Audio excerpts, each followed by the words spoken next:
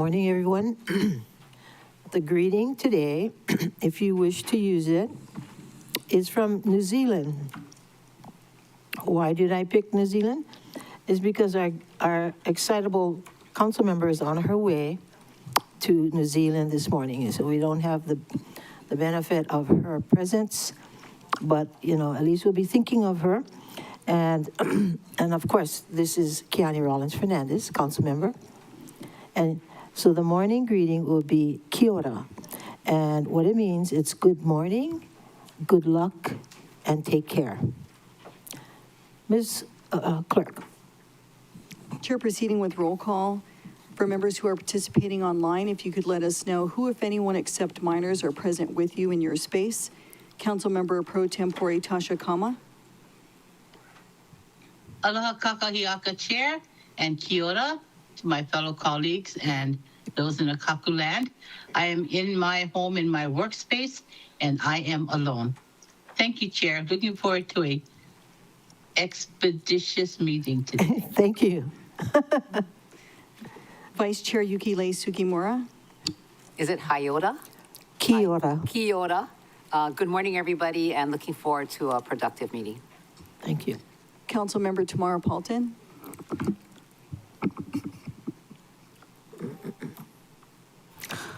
Aloha kakahiaka and kia ora kākou. Thank you. Councilmember Gabe Johnson. What a great morning greeting. Kia ora to council members, community members, and everybody out there. Kia ora comes from New Zealand. The Chief of War is coming out this weekend, filmed in New Zealand, and it's about Hawaiian history, and I sure would have loved it to be filmed in Hawaii, so maybe the state can get more film and diversify our economy with those tax credits. Thank you so much. That's my podium. Thank you, Chair. Thank you. Councilmember Kiani Rollins Fernandez. Excused. Councilmember Tom Cook. Aloha Friday and kia ora to all. Ooh, you did it pretty good. Councilmember Nohelani U'uhajens. Excused. Councilmember Shames Sinensi. Aloha kakayaka Chair and kia ora. And our birthday girl, Chair Alice Lee. Kia ora, my dear friends. Chair, you have 8 members present, 1 excused, which means that you have a quorum to conduct the business of the council. For the record, I'm the County Clerk, Moana Ludi, and seated next to me is the Deputy Clerk, Rochelle Thompson. From our office, legislative staff is Joyce Morishige, Lauren Saldana, Del Yoshida, and Arthur Suyama. And assisting the council with order and decorum is Council Ambassador Ryan Martins. Joining the meeting from the Office of Council Services is Director David Rotz and Legislative Attorney Megan Moniz. And from the Department of the Corporation Counsel is First Deputy Mimi Desjardins. Members, we have, all the way from Paia, Councilmember Nohelani U'uhajens. Good morning. Good morning, Chair. Good morning, everyone. Okay. And now may we ask Vice Chair Yukilei Sugimura to provide opening remarks. Thank you, Chair. Earlier this month, at the National Association of Counties annual conference, we had the opportunity to hear from historian Doris Kearns Goodwin, a trailblazer and one of our nation's leading presidential historians. Kearns has long been a source of inspiration to me. Her message was a powerful reminder that while public service may be frustrating, difficult, and even heartbreaking, it is also where real and lasting differences are made. That rings especially true at the county level, at the local level, where we have no choice but to work together across differences with colleagues and constituents to serve our communities. These past weeks have been long days, though tough, but as Doris Kearns Goodwin reminded us at NACO, the work is hard, the rewards aren't always immediate, but the legacy of service endures, and that still matters. Thank you, Chair. Thank you for those words of inspiration. Now then, please join me with the Pledge of Allegiance.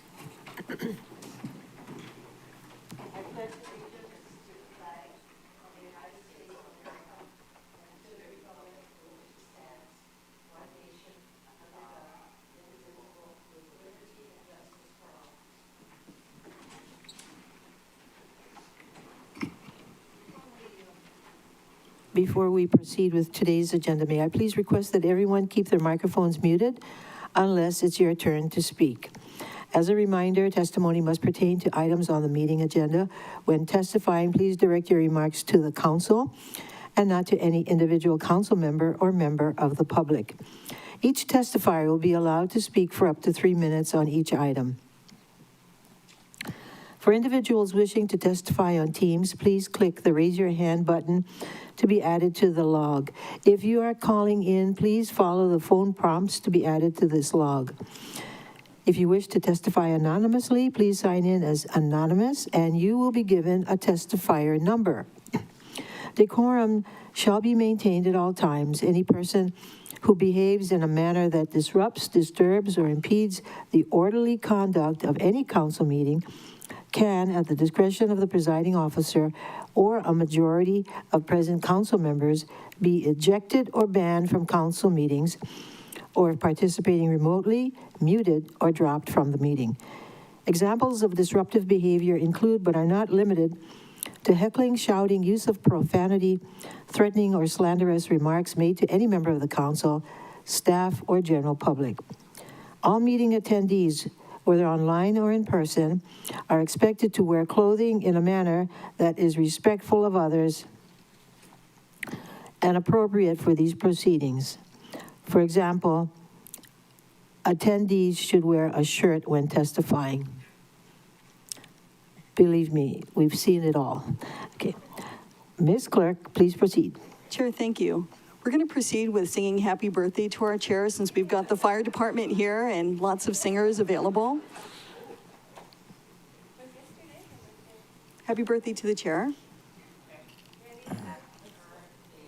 To you, happy birthday to Birthday to you. You, Happy birthday, dear birthday, Chair. dear. Happy birthday. Thank you so much. Thank you very, very much. Good job, fire. Yeah. All right, Chair, we're going to proceed with the presentation. Well, let me just say this, okay? Because you're probably wondering how old I am. No. Yeah, so, anyway, close.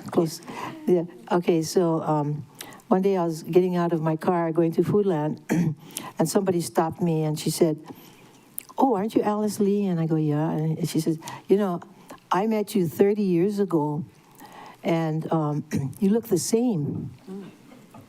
So my grandson was with me, and so I told her goodbye and everything, and he said to me, "Oh, that's quite a compliment, Grandma." And I said to him, "Well, that depends. I hope I didn't look like I was 68 30 years ago." You never can tell. Okay, Ms. Clerk. Thank you, Chair. Proceeding with the presentation of written and oral testimony. Individuals at this time can testify on any matter that's listed on our agenda.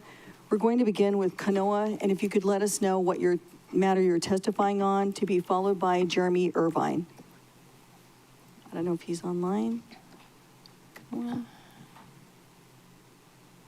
Kanoa, this is your opportunity to testify. Okay, can everybody hear me? Yes. Good morning.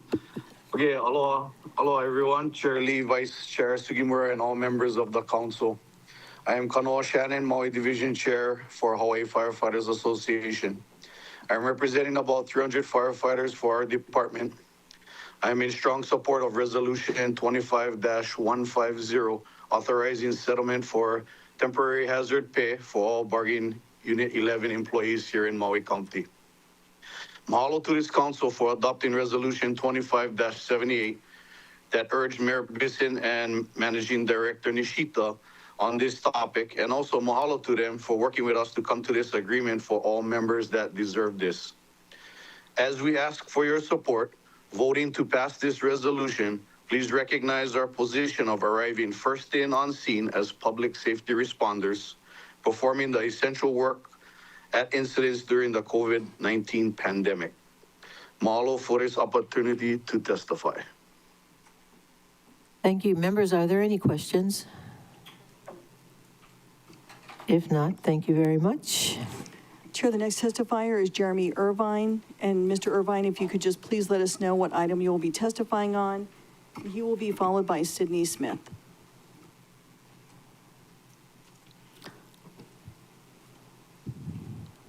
All right, aloha and good morning. Morning.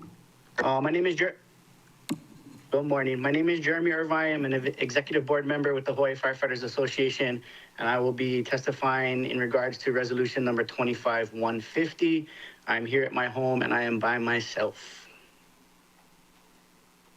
Alrighty, well, aloha, good morning, Council Chair, or Chair Lee and Vice Chair Sugimura and the rest of the council members. Like I said, I'm here to rise in strong support of resolution number 25-150, authorizing the settlement of our temporary hazard pay.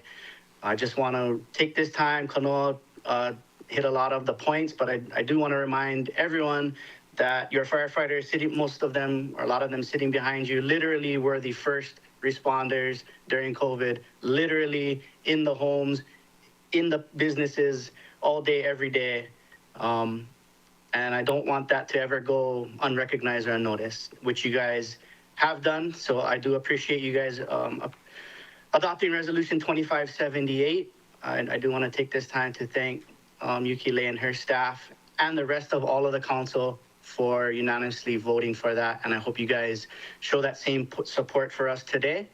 And moving forward, supporting us. We are out of contract, and I hope these things are also taken into consideration through our contract negotiations. Your firefighters in Maui County are some of the best in the world, and I'd stand in front of them, behind them all day, every day. So thank you for your support.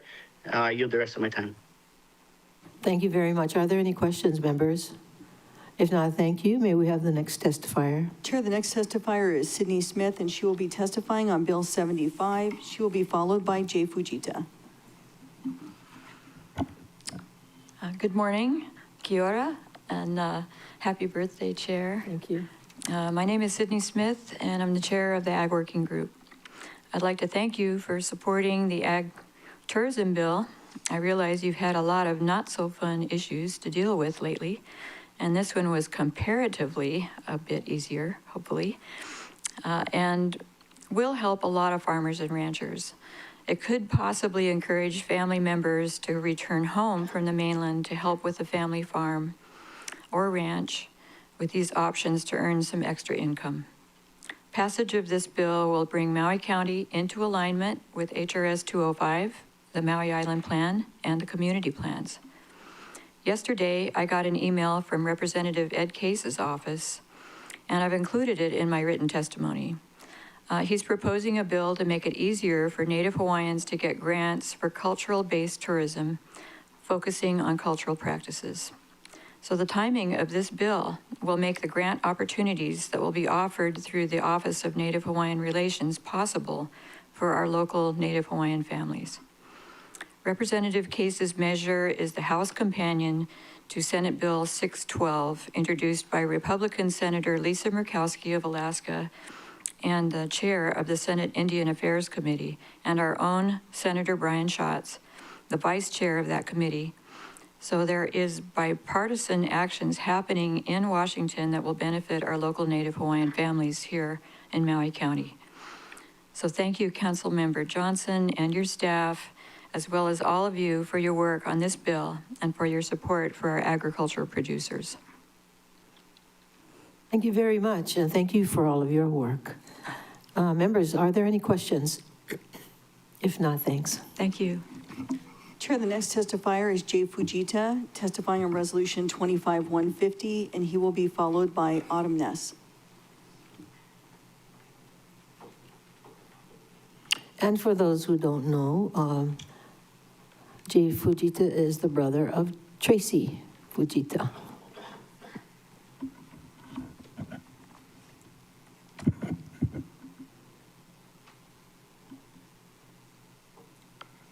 Good morning, Chair Lee and Vice Chair Sugimura and the rest of the County Council. As you said, my name is Jay Fujita. I am a fire captain in the Maui Fire and Public Safety Department. I'm also the Hawaii Firefighter Association Maui Division recorder. I am up here today in strong support of resolution number 25-150, which is to authorize a settlement between Maui County and the members of the bargaining 11 for temporary hazard pay due to the COVID pandemic. I would like to thank the office chair, Sugimura, for introducing resolution 2578, and which was adopted. And then I'd like to thank Mayor Bisson and Managing Director Nishita for meeting with HFA numerous times to finally reach a fair agreement that was voted on and overwhelmingly ratified by the members. Finally, like as Kano and Jeremy have touched on, I would like to remind you that March 2020, when COVID reached Hawaii and the state of emergency was declared by Governor Ige, no one knew what to expect. And I would say there was a lot of fear of the unknown. But our members still responded with that fear of unknown. Continue on to respond to emergencies, going into people's homes, even though that they were infected with COVID, and our members possibly getting infected themselves, bringing it home to their families. That's just part of our duties, which we did whenever we were called to the emergencies.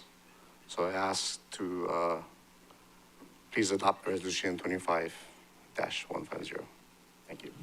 Thank you. Members, are there any questions? If not, thank you very much.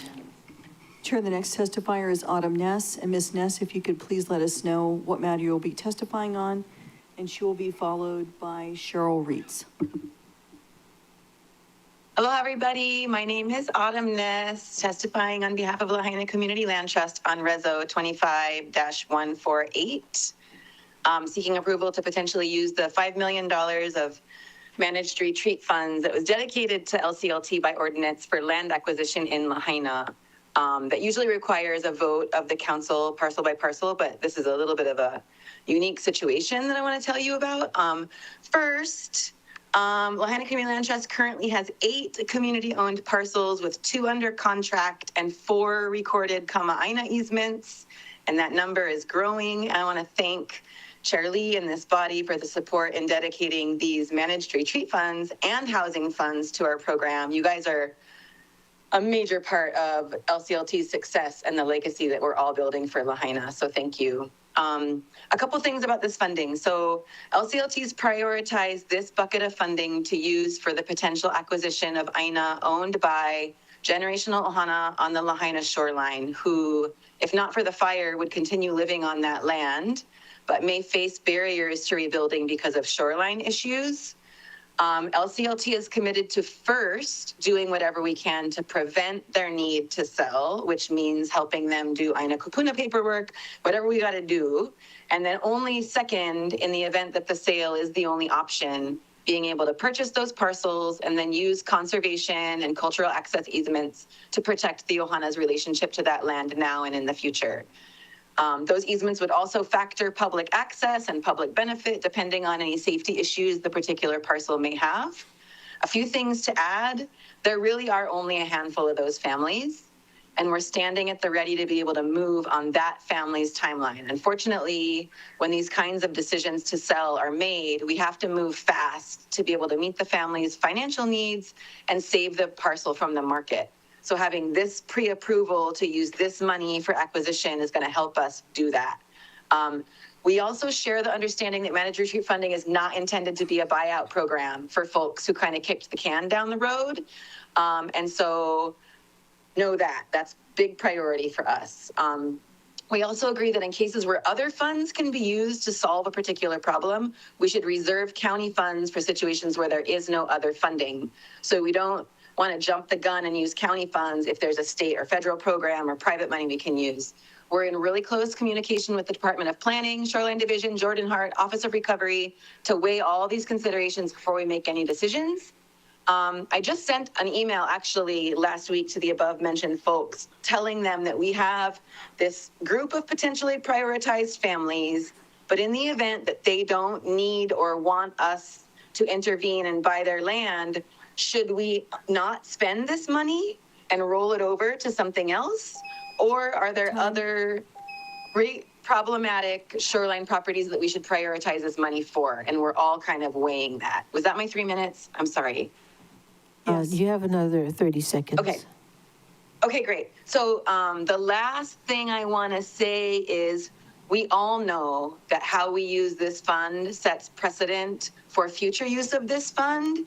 And so we want to avoid this being a buyout fund for folks who should have done something earlier, and should just know that that's a big priority for us and all the departments in the county we're working with. Okay, very good. Members, Member Paulton has a question. Oh, the question is for the body, if we can have Ms. Ness as a resource when this item comes up, if it's necessary. Anyone have additional questions? Members, any objections? No objections. Okay. Ms. Ness, are you available? Can you be a resource person? I am. I won't be monitoring the whole meeting, but if you could just text me and let me know, I can pop, I'll have it open so I can just pop in whenever. Okay, Member Paulton volunteered to text you. Okay, thank you. Okay, thank you. Okay. Chair, the next testifier is Cheryl Reeds testifying on Resolution 25-146, and she will be followed by Celeste Nip.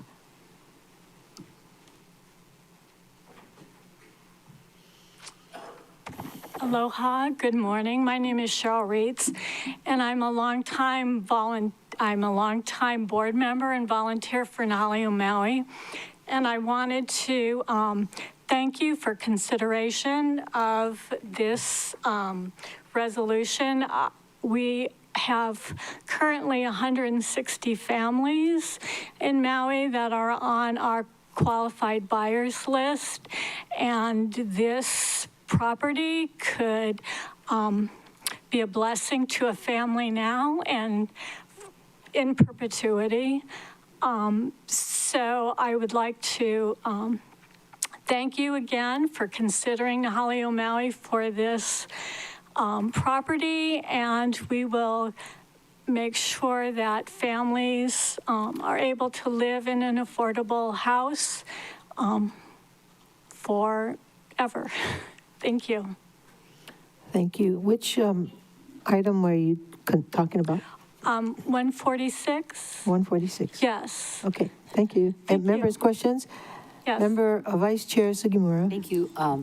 Thank you very much for volunteering for a great organization. What is the name of your executive director now? Carrie DeMott. Carrie. Carrie. Carrie. Okay. Thank you. Yes. Any more questions?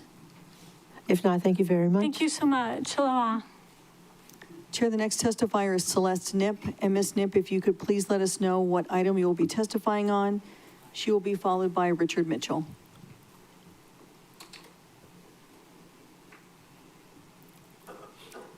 Celeste Nip. Okay, she's unmuted. She's muted. I had to unmute. Okay. I'm so sorry. Very good. Good morning. My name is Celeste Nip, and I am testifying on Resolution 25150 on behalf of President Robert Lee of the Hawaii Firefighters Association, who could not make this meeting. His apologies. We stand in strong support of this resolution.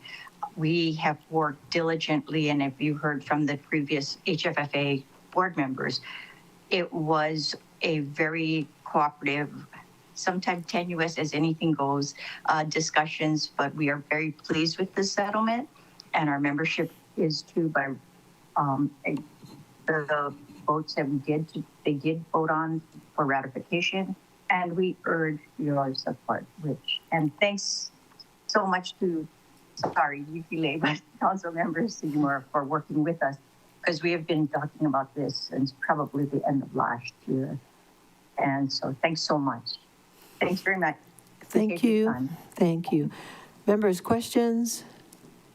If not, thank you very much. Chair, the next testifier is Director of Housing, Richard Mitchell, testifying on Bill 88, and he will be followed by Jordan Hart.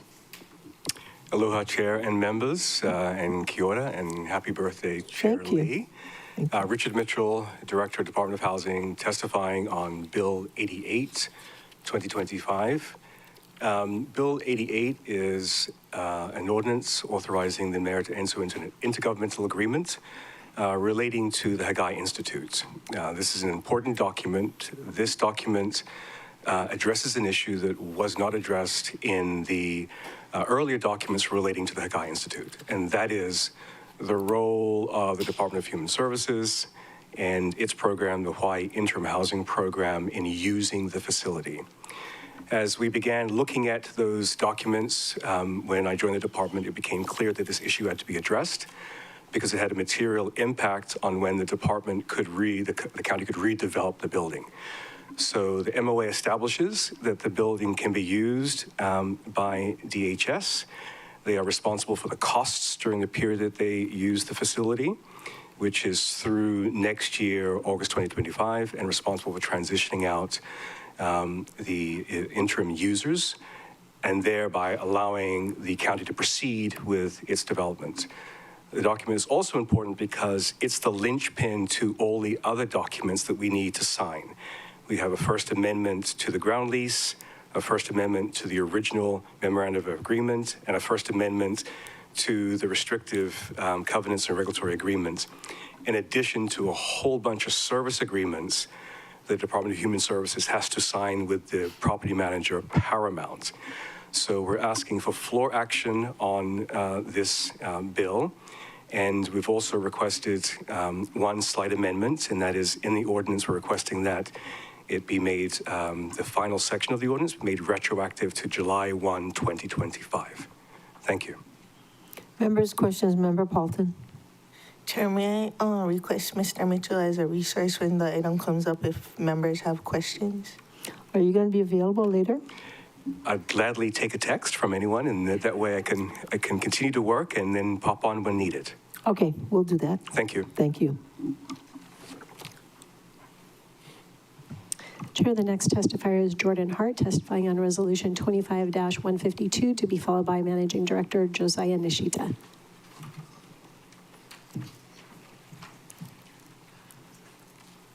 Aloha, Chair and members. Jordan Hart from the County of Maui Office of Recovery. It's a great day for birthdays. My daughter Eve is, it's her birthday today as well, so happy birthday, Evie, and happy birthday, Chair. Thank you. I'm here to testify in support of Resolution 25-152, updating the parking ordinance. There was a discussion on the floor of the council when the Planning Department and Office of Recovery were putting forward the kitchenette and density bills that we needed to update our parking ordinance. Office of Recovery actually does have a version of this ordinance with the Planning Department right now to go forward to Planning Commission. So if this could be referred straight from this body to the Planning Department, I think that those could go together instead of two separate, and we can reconcile. It looks basically exactly like what was already drafted. So we request that you would consider doing that so we could expeditiously address the parking issues that are emerging. Thank you. Okay, questions for Jordan? Member Paulton? Chair, may I request that Mr. Hart be a resource if anyone has questions when this item comes up? I can text him. I'll do my best, but I am running around. But if I suffice to say, please do this. It's the right thing to do. To just send it straight. Probably within the next hour and a half. I'll have my phone, but I'm running around. Okay. Thank you. Does anyone else have any questions now? Okay. No more questions. Go run around. Thank you. Thank you. Chair, the next testifier is Managing Director Josiah Nishita, testifying on Resolutions 25-148, 150, 151, and 152. And he will be followed by Jolie Jenkins. Aloha, members. Sorry, I'm losing my voice. Thank you for allowing me to be here today. Happy birthday, Chair. Really appreciate it. Having the opportunity.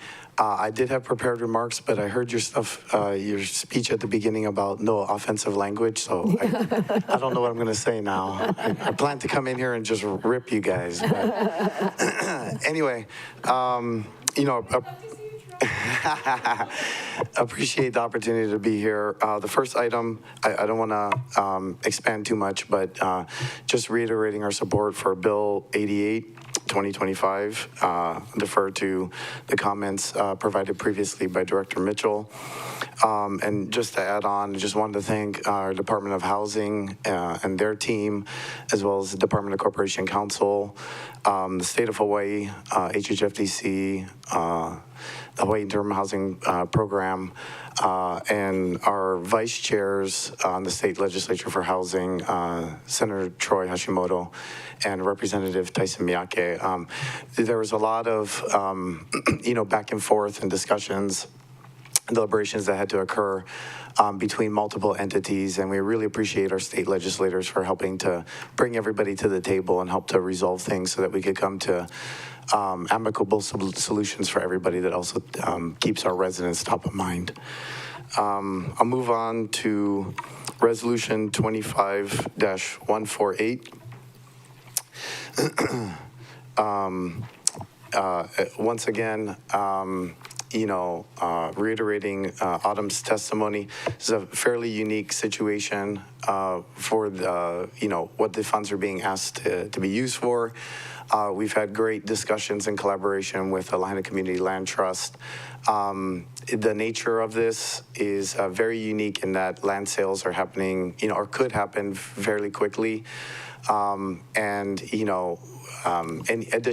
in any additional government processes to that could mean that we may lose opportunity for some of those properties. So we are in support of providing that authorization from the council ahead of time to allow us to administer the funding as quickly as possible to enable the mission of Lahaina Community Land Trust.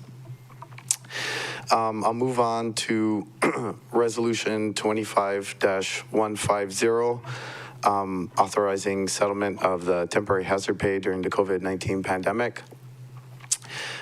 Big mahalo to our HFFA members, our fire department personnel. I started as Deputy Managing Director February 1st, 2020. COVID hit obviously March 2020. And personally, I was able to see firsthand a lot of the really great efforts and work in the face of such, uncertainty, and still stepping up for our community. So this is definitely sorely and badly needed. I think we all wish this could have come sooner, but we are here where we are now, and we are asking for approval on the floor. They've been great partners to work with and communicate with, to collaborate on a solution that works best for everyone as a whole. And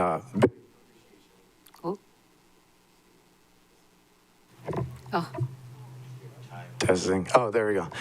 Big appreciation to Councilmember Sugimura for helping us to push this along, as well as all the council members for your support in providing funding, as well as support for our fire department personnel overall. And we are asking for action on the floor. I can be available later on if, needed as a resource. And we are hoping to be able to get funding out to our fire department personnel before the holidays. We like to shoot by the end of October. Timing is going to be fluid here, depending on, of course, passage by council and some other factors. But we do want to make sure that we can get this funding to our personnel prior to the holidays. I'll move on to the next item, Resolution 25 I'll just say one last thing on that piece, is that by our estimations, the funding provided by council will be enough to cover the amount owed as in relation to this THP settlement. We don't anticipate at this time having to come in for any additional funds. And overwhelmingly, I know it was mentioned that the HFFA members did vote in favor of this. And as an additional one-up to their SHOPO counterparts, I believe that their ratifying percentage was higher as well. Moving on to Resolution 25-151, setting the annual salary for the Executive Director of the Board of Ethics. We are asking for passage on the floor of this item. The Board of Ethics did select Lauren Akitake, and they are hoping that she will start August 1st. We're in the process of getting that all established. Thank you to the council for listening to the Board of Ethics and increasing the salary range available for their personnel. And as it is, I guess, required under the code, we're coming forward to put forward getting approval from council to set her salary as was determined by the Board of Ethics. So, the administration did let the Board of Ethics do this independently to make sure that we're not, influencing the matter in any way, and that they're able to maintain their independence through the process. They did recommend Lauren, and, we're welcoming her on gladly, and they did also recommend that her salary be set at what's being asked for in the resolution set before you. I will be available if there's any, questions later. I can be available as a resource, but we are asking for passage on the floor of that. And then finally, Resolution 25-152, we can be available too if there's any questions, but really appreciate Councilmember Paulton working so hard on this and pushing something forward that's so badly needed by our community. Thank you very much, Chair. Thank you, members. Thank you. Questions, members? Member Hodgins. Thank you, Chair. In relation to Resolution 25-148, are they county issues that these families are going to have permitting issues with? Are they county permits? Or are they state permits? Are you talking about the potentially shoreline properties that generally, and I'll defer to Autumn for all situations, but generally some of the situations that have come up is really funding issues to be able to rebuild their property or whatnot. A lot of these homes were built a long time ago and passed down from generations to generations, and I'm sure you guys all know now rebuilding costs have just absolutely skyrocketed. I think one success metric that maybe doesn't get publicized enough is actually the people that Lahaina Community Land Trust, on the paper anyway, is not helping, which means that they actually help people stay on their property themselves without receiving government subsidies or other types of programs, and are able to help them navigate that whole process. But that obviously is our first priority, is being able to help people empower themselves in their own situation. And then as a fallback, this, could be available. Okay, thanks. I just wanted to make sure it wasn't a county permit, that we couldn't just grant them a variance for the generational families to maintain their property in their own ownership. But thank you. Thank you.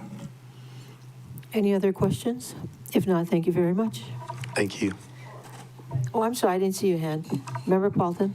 In relation to Member Hodgins' question, you wouldn't say that it's not at all that they can't get permits, though, would you?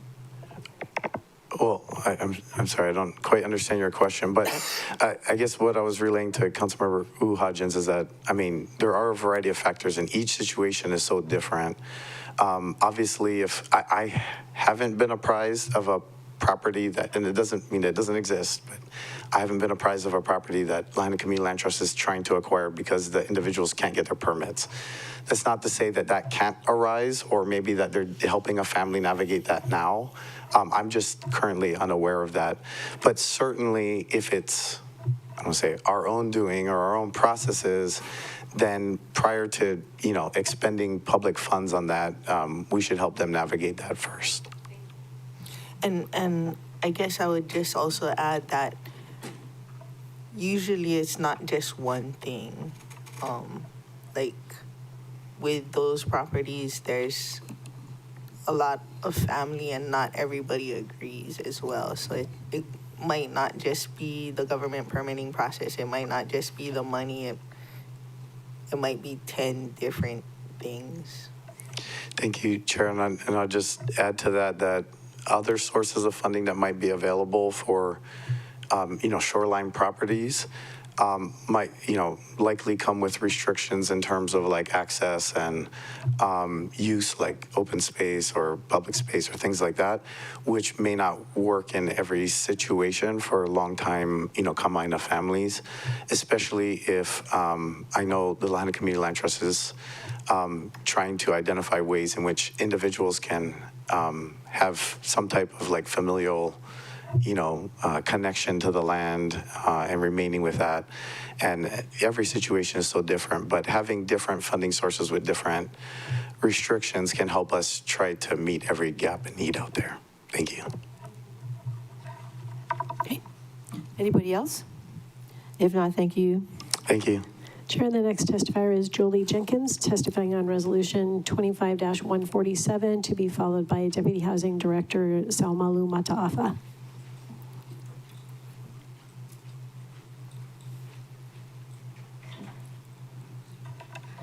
Good morning, Chair Lee, and happy birthday. Thank you. Good morning, council members.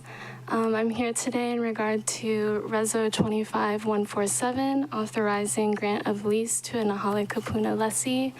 I just want to first begin by extending, on behalf of myself, my staff, and the lessees, our appreciation for your continued support for this program.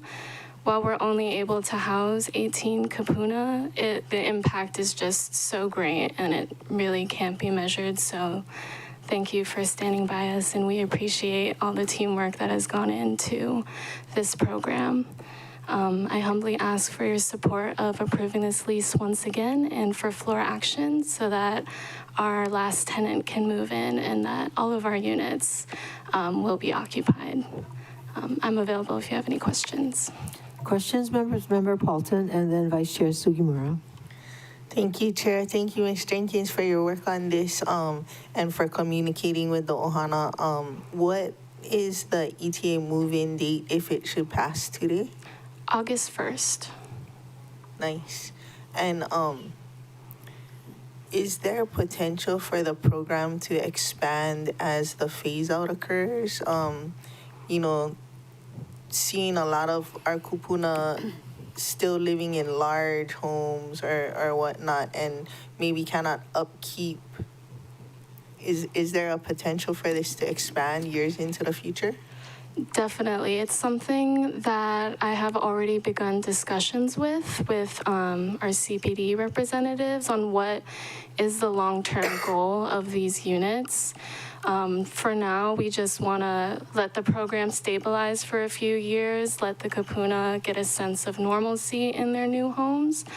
And then in a few years, we want to explore potentially giving or selling the property to the kupuna at a subsidized rate that we can do with our allocation as an activity. So sort of a rent-to-own kind of plan, hopefully. And it's been done on Kauai County, so there's a blueprint for us to follow.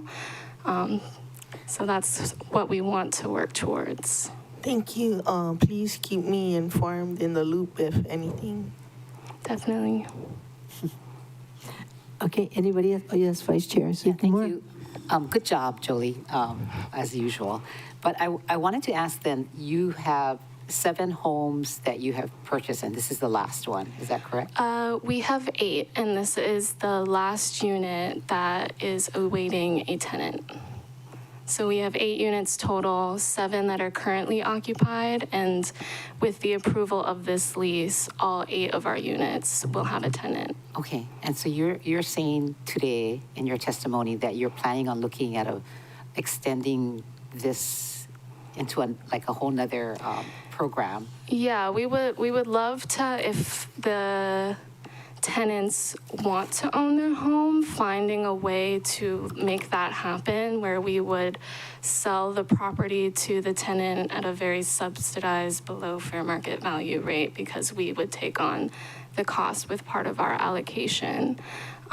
If they choose, depending, I know that we have a tenant that is rebuilding their home, so they won't be in the unit forever, and so we'll take someone next on our waiting list. They can stay for however long they would like to, and if all of our tenants, our current tenants, are still there, we would love to give them that opportunity to own, not rent. Wonderful. And I said this before, and please don't forget about Upcountry.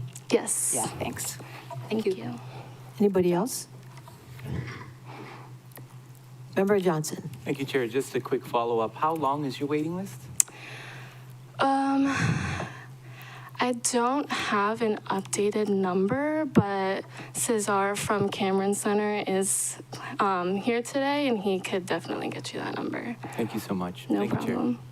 Any other questions? Don't see any. Thank you. Thank you so much. Chair, the next testifier is Deputy Housing Director Salmalu Mataafa, testifying on resolutions 25-145 and 146, to be followed by Budget Director Leslie Milner. Happy birthday, Chair. Thank you. And thank you, council members, for having me today.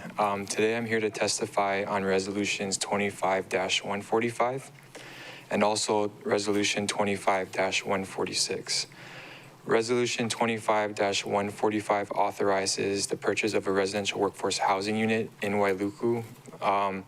And the goal here is to keep this unit affordable in perpetuity. So I'd be asking, the department is respectfully asking for floor action on this item today so that we can move forward with the administrative steps to work with the homeowner to purchase the property and then also turn it around to grant it to Nahaleo Maui, which is what we're asking in resolution 25-146 as well. So we're asking for floor action on both, and I'm available for any questions and can be here as a resource as needed. Vice Chair Sugimura. Thank you very much, Deputy Director. And all of you have received copies of the appraisal, which came to us this morning. I guess we got it yesterday. So it's on your desk. I hope it's also online, available for the community with the appraisal. And yeah, so appreciate your attention to detail. Thank you, Councilmember Sugimura. And then I also want to note in that transmittal, there's Exhibit C to Resolution 25-145 attached to that as well. Yes. Member Sinensi. Thank you, Chair, and mahalo sa malu. Again, this would be using the affordable housing funds for the purchase. Thank you, Councilmember Sensi, for the question. And yes, if you remember back in our budget discussions for FY25, the council included $500,000 for FY26. The council included $500,000 for FY26 to purchase the property.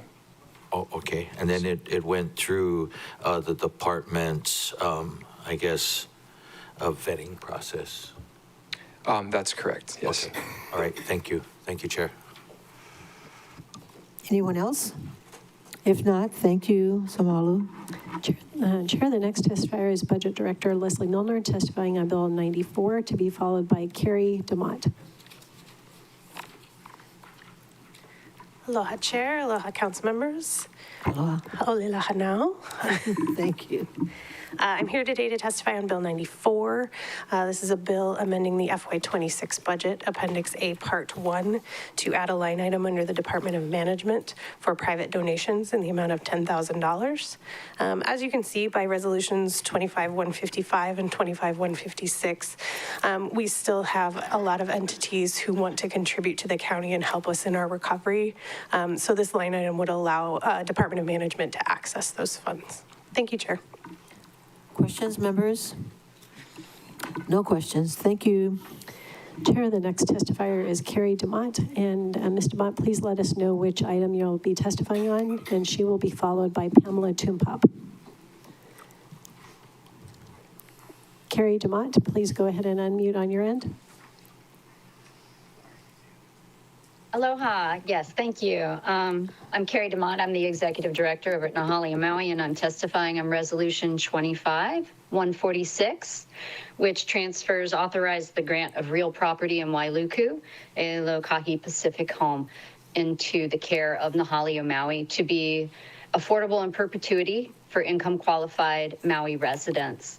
And this grant will ensure that this property does not time out. It currently has a deed restriction that will time out, and we will be able to monitor that property, ensure that it is owner occupied, and in the event that it needs to be transferred, resold to another family on island, we will make sure that family is income qualified and residents of our island. I wanted to be here to answer any questions you might have. In the resolution, you'll see our grant proposal. Questions, members? If not, thank you very much. Chair, the next testifier is Pamela Tumpop. Please also let us know which item you're testifying on, and she will be followed by Kai Nishiki. And how many more? After Kai Nishiki, there are 2 more. Aloha, Chair Lee, and happy birthday, Vice Chair Sugimura and council members. I'm very happy to be here with you today. I definitely want to support Bill 88 and also Bill 75 and talk to that one to benefit our farming community.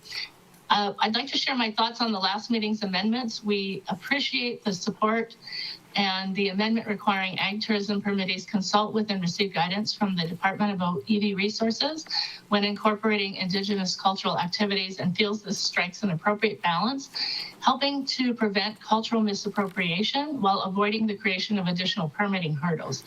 In our experience, many work or may hire them on staff, and we frequently refer many business groups to different organizations, including the Native Hawaiian Hospitality Association, for cultural training for their operations. So we feel this approach ensures respect for the indigenous culture while encouraging education and collaboration.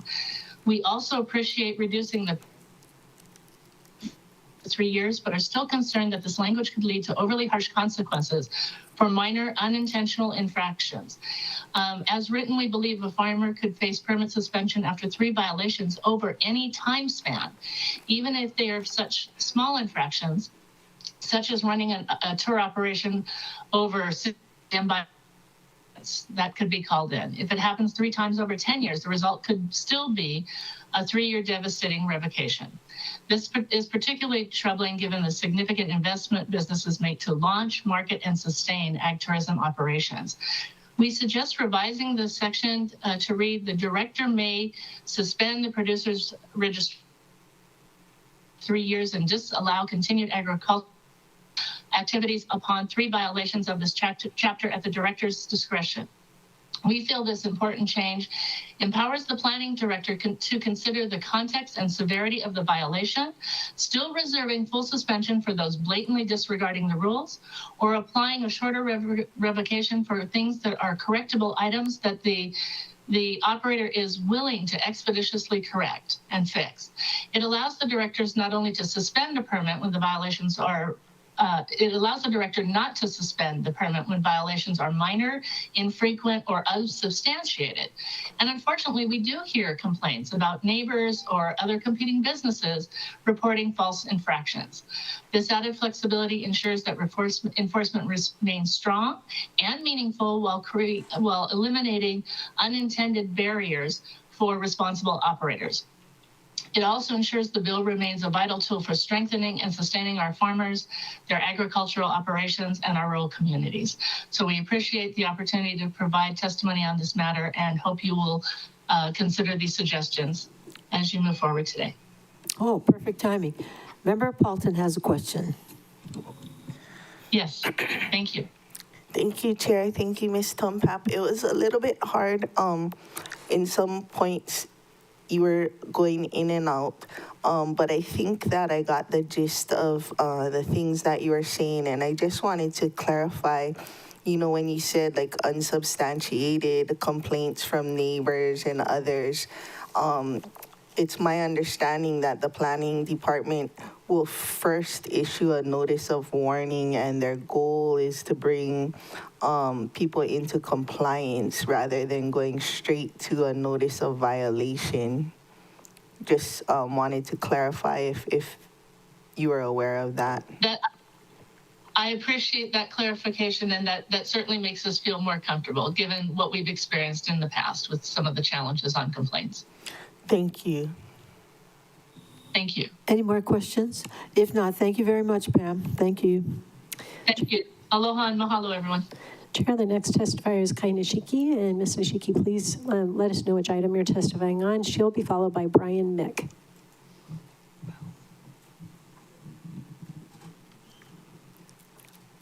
Aloha, Council Chair and Council members. I'm testifying on a few items. Happy birthday to Chair Lee. Darn it, I was really getting excited to see that Josiah was going to lead the roast, but oh well, another time. Let's see, Resolution 25147, mahalo to Jolie Jenkins, and for addressing this situation and support that program, and looking forward to the expansion and seeing how that would work in our community. So mahalo for that. And fully support Resolution 25148 for the managed retreat funding to be utilized by Lahaina Community Land Trust. I think that the council should consider a coastal hazards tax to add funding to that revolving fund.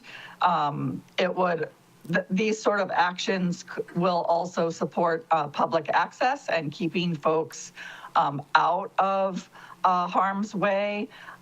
Prevention really is the best. What is that quote? Like, an ounce of prevention is worth a pound of cure. Like, just look at the wildfire situation. If we had been better at preventing that from occurring, then we wouldn't be in this devastating situation that we are in, and that is actively happening on our shorelines. So really need to think about keeping people out of harm's way is the best way to not have to deal with the situation in the future. So managed retreat is an important aspect to protect county funding, because a lot of money is generated on the shoreline that contributes to the budget, as well as, with Bill 9, looking at that we don't really want to saddle our local residents with huge special assessments for seawall fixes that can be in the millions. So we really need to do more work in the area of shoreline and managed retreat. And I think that Lahaina Community Land Trust is actually showing a great path forward to address that. Really happy to hear that our first responders in Department of Fire and Public Safety will be receiving the hazard pay. Life goes on, and we have moved on from COVID, but I will never forget the heroic measures that they took and were subjected to, the hazards. And, every single day, our first responders are serving our community, and in so many ways, just responding to, all of the fires that continue to happen, and all of the situations that they don't really need to be put in if we would address the situations that are happening. And our first responders really could be serving our community better and at less cost if we would address some of these situations that are continuing to happen and that could easily be addressed. Also want to support Jackie Keefe and Linda Pupolo for the Commission on Persons with Disabilities. I have worked in various aspects of community service with both of them, and they are dedicated to our community. And I am really thankful that they are continuing to step up to assist our county. Mahalo nui. And I'm going to stop now. There's a lot of items on here that are addressing housing solutions, and really want to applaud everyone in our community who is stepping up to, one, assist the county, because we know that the county is short-staffed, and just continuing to show up and step up and help our community navigate all the challenges. So thank you very much for your support, and mahalo nui. Have a great day. Thank you. Members, are there any questions for Kai? If not, thank you again. Chair, the next testifier is Brian Mick, and please let us know which item you're testifying on. He'll be followed by Cesar Gaxiola, testifying on Resolution 25-147, and he is currently the last testifier. Call again. Hi, good morning, Chair Lee and council members. My name is Brian Mick. I'm here on Bill 87, which authorizes the mayor to enter into an agreement with the Disability and Communication Access Board.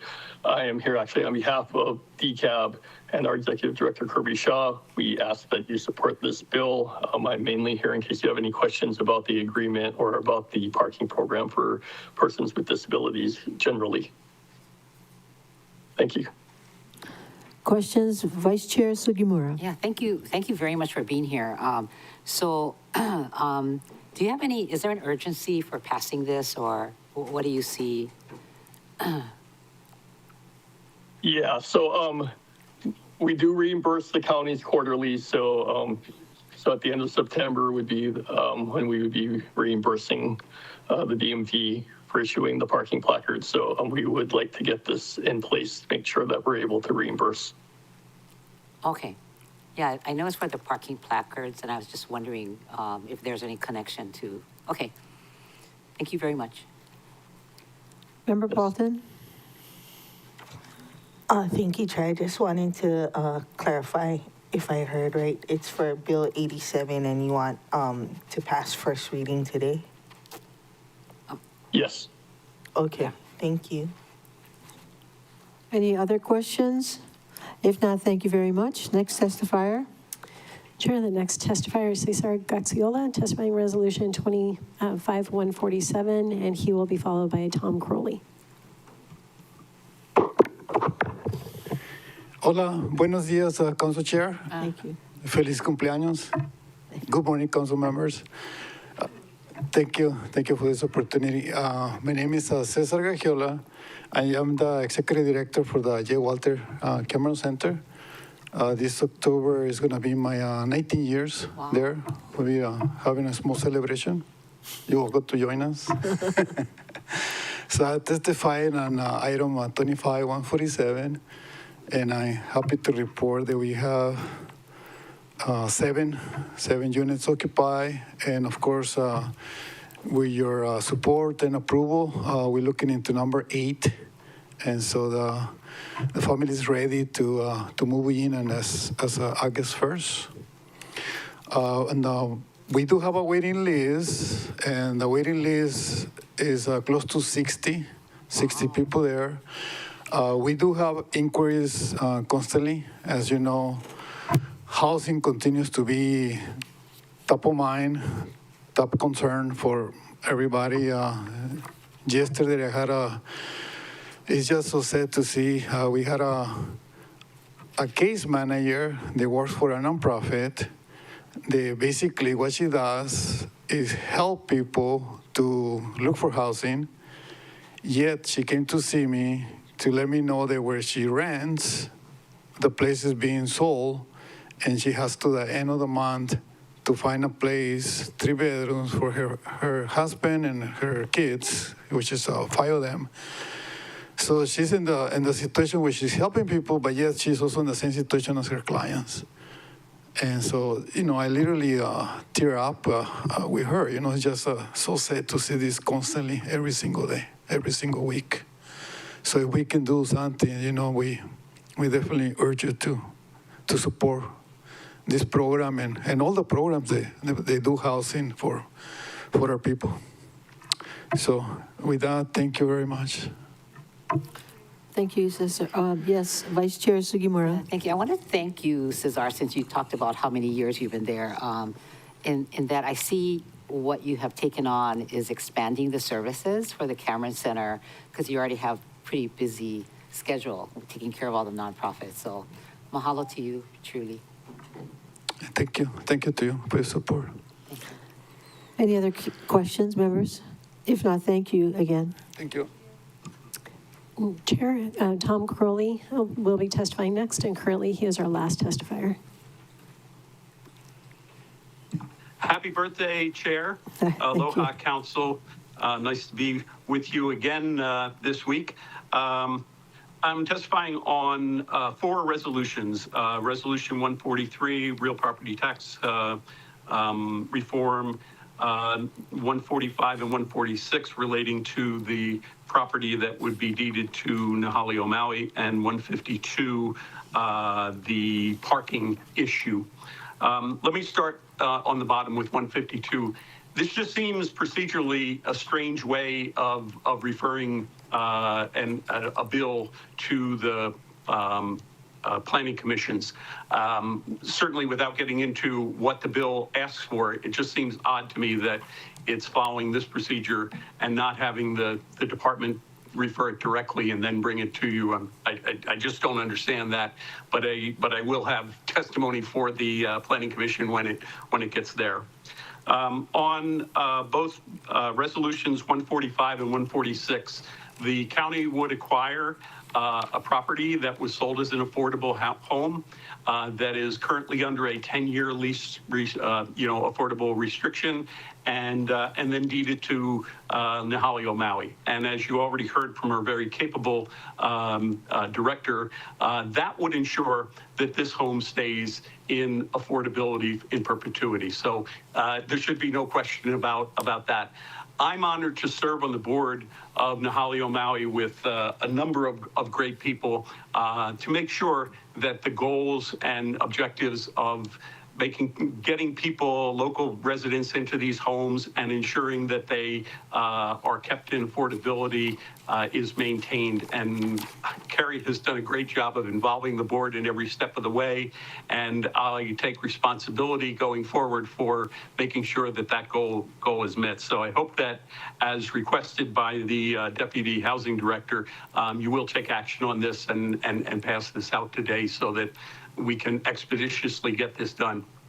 Finally, on the real property tax reform, it's not kind of being pushed as a TIG, but a special group. I offer myself as a resource to this effort. I do understand how difficult it is when we want to make changes to real property tax code because we have a deadline.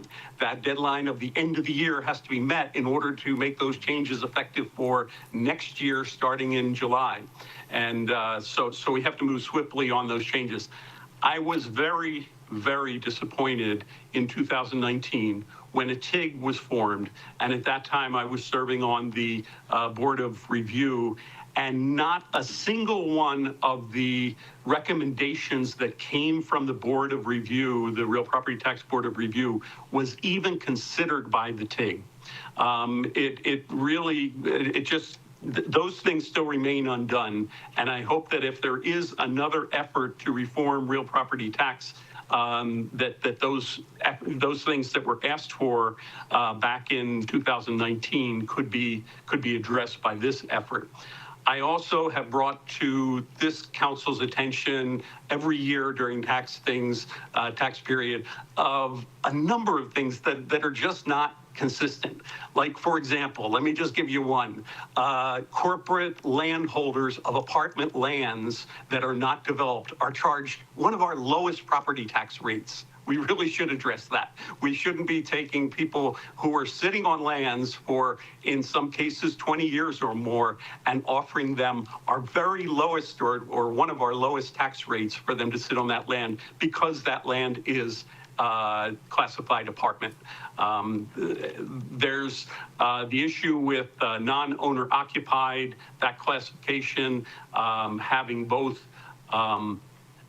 second homes and in some cases, people who live here, but in some way, shape, or form either don't qualify for a homeowner exemption or don't want to have a one-year lease for the person. And it makes it difficult to meet the objectives that this council has put forward to try to tax higher the folks in the non-owner occupied classification. So again, I offer myself as a resource. I hope that this group can do some good. I'm not sure what Council Chair Lee's objective was here, but I can tell you I have a number of things I would like it to take up.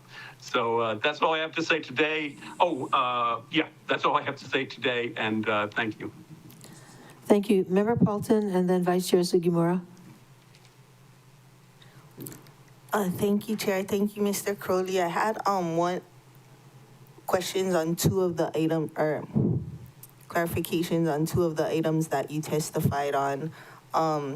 For Reso 25-143, my clarification is, do you see this during budget? You had testified on the issue of assessment. Do you see this as being able to address that, or that's more from the administration side and that we would not be focusing on assessment through this resolution? I would hope that assessments and how we do assessments could be addressed. That's one of the items that the Real Property Tax Board has brought up in its annual report every single year going back to like 2013. That the way we do assessments right now it creates a lot of appeals, and we could address that. Now, it's still subject to the end of the year kind of thing, but that's not as much a budget situation as these other issues are in terms of fairness of how we classify and that kind of thing. But yes, assessments are one of the issues that I would like to see considered by the council and not just left to the administration to decide how they do it. Okay, thank you. And then my other clarification was for Resolution 25-152, just that this item had come up in my committee when we discussed Bill 103 right before budget, and the understanding was the administration was gonna work on something. They got caught up. So we were gonna work on something. It took longer than we expected, so the administration drafted something, and we kind of arrived at the same point at the same time. So that's why it's clarifying. It's an unusual route because we're all spinning a bunch of plates, I guess. Understood. Thank you.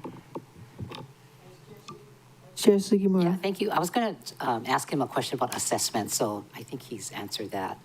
We'll talk further. Thank you. Okay, any more questions? Anytime. If not, thank you, Tom. Aloha. Chair, the Royal House of Hawaii signed up. Please go ahead.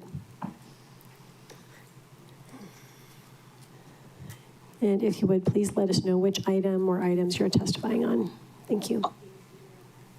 Okay, I'm gonna be testifying on each section. How many time will I have for each one? Am I able to speak it all at once by any chance? It's 3 minutes, and you need to let us know if you're testifying on a bill or resolution, county communication, by the item number, please. Can you name me the numbers? How many are there to testify on? If you tell us which topic that you're testifying on, we will time it according to the topics that are listed on the All of agenda. them. I'm just saying like how much are there, so I know how much time there is for all of them. In that case. Please go ahead and begin your testimony. Anyway, so I'm gonna speak on more than 3 of them, more than 1 of them, or 2 of them, yeah. But yeah. Anyway, aloha county members, county council members. I stand before you all today as an allodial land royal patent heir under Hewa Hewa Helu 3237 and asserting that any attempt to pass bills, laws, permits, or titles related to the land in Hawaii are fundamental, flawed, and potentially illegal. Simple.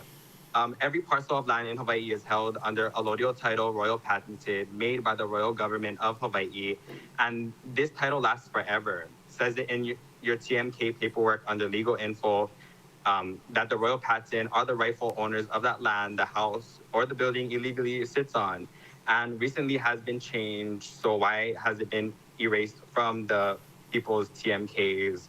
Because I'm pretty sure you have to show the royal patent since the state manipulated our country's boundary, meets and bounds of our country, ko Hawaii pai aina, and manipulated our boundaries, created their own boundaries to make a TMK, which is a crime on an international level. And such efforts to create new land trusts made by the state of Hawaii are all invalid, and the existing royal patent allodial titles are being disrupted and edited, and it could never be edited or disrupted, and it's being manipulated. So given the it's perplexing to hear testimonies about creating land trusts for regular people when in fact the land is already held in royal patent. These titles established during the Mahele provide a clear framework for governance and decision-making regarding the land in the meets and bounds of ko Hawaii pai aina. Given the historical context and existing legal framework, it's evident that the Native Hawaiian people with their royal patent allodial titles will be the best to be suited to govern and decide what happens on all of the ancestral lands after they have lived through from the challenges and effects of the land mismanagement, and will likely prioritize sustainable and community-driven solutions, avoiding massive evictions. So I demand and urge you to find each descendant and beneficiary of each Palapala Sila Nui, aka royal patent, which is already supposed to be done by right by law, but hasn't been, because I'm pretty sure the descendants are very much alive and haven't even been contacted like me. I haven't even been contacted and also from the brainwashing injustices continuing till this day from being taught in school. Businessmen ended the royals for our land ownership, when in actuality, we are the walking royals of the ali'i with royal patent allodial title to this land that forever lasts no matter what. Why are you guys erasing the royal patent and LCAs from everyone's legal info? Time on your first topic. Never. Excuse me. Going to change. You've hit time on your first topic. Okay, thank you. Oh, okay. And the next one. And everyone in Hawaii are on a TMK, are a leasehold grantor, and illegal landowners whose houses don't even last in their ownership forever because the royal patents own them forever. It's the meets and bounds of the ko Hawaii pai aina. So why are the royal patents being ignored and forgotten? Because I'm pretty sure the Kingdom of Hawaii still exists. And for anybody that says no, the Kingdom of Hawaii no exists, oh girl, like test me to that. It developed sacred lands that won't be seen again, built on my ohana's burials, built above my grandmother's cave that provide for all you people, built on the cultural sites that could never be bring back again. Illegally evicted many Kanaka at gunpoint after our Mahele and overthrew my auntie. Illegal jail Kanaka, shipping them across the world like cattle, girl.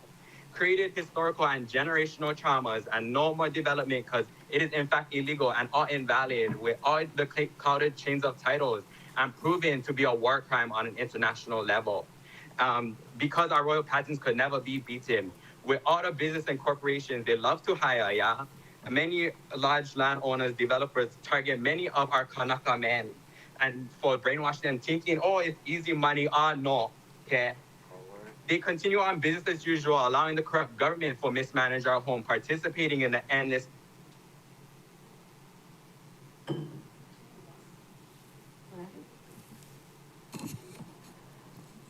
Hello?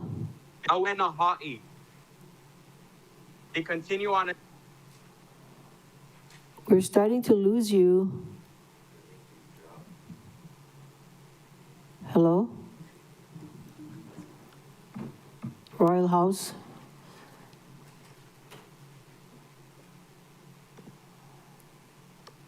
Can you see if you can ask him to check his connection? He's off. Okay, let's go on to the next testifier. Chair, it looks like J.C. Law is making his way to the podium. Aloha kakahiaka, aloha kako, aloha akaku.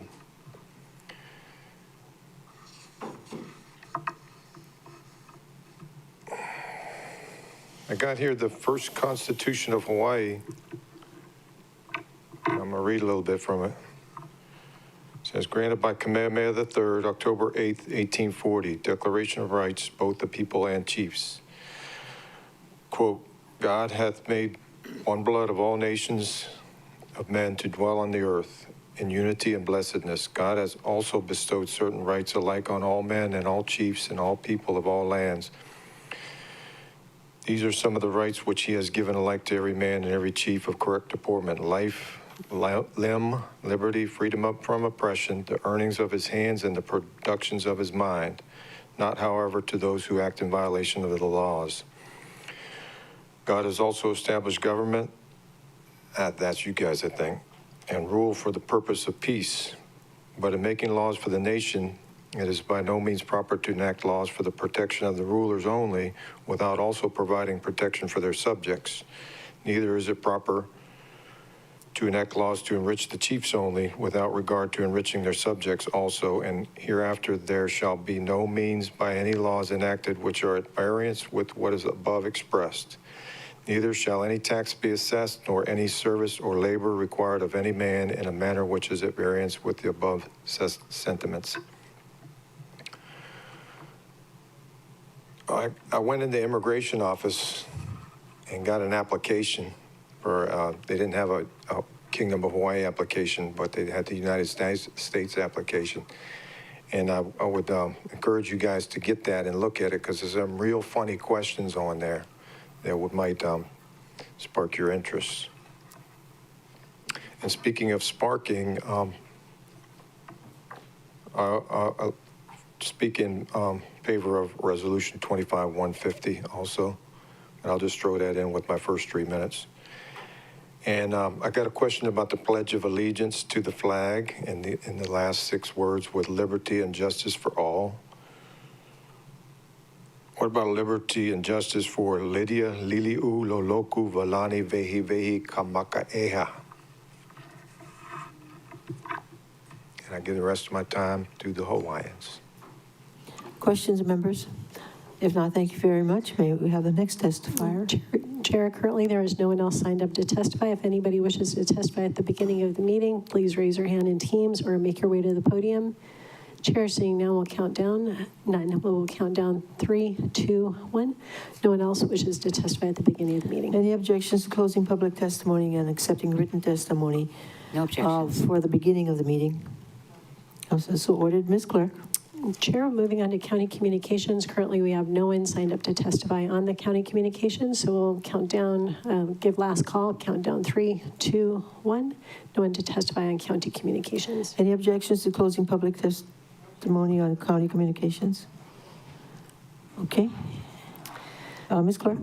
Thank you, Chair. Before you is County Communication 25-15 from Council Chair Lee, transmitting a proposed amendment to Bill 47, CD1, FD1, 2025, entitled A Bill for an Ordinance Authorizing the Mayor to Enter into an Intergovernmental Agreement with the State of Hawaii Department of Business, Economic Development, and Tourism in the counties of Hawaii for the Hawaii Creative Economy Collaborative. Vice Chair Sugimura. Thank you, Chair. May I request to hold this till Bill 47, CD1, FD1, 2025 comes up. Any objections, members? So ordered, Ms. Clerk.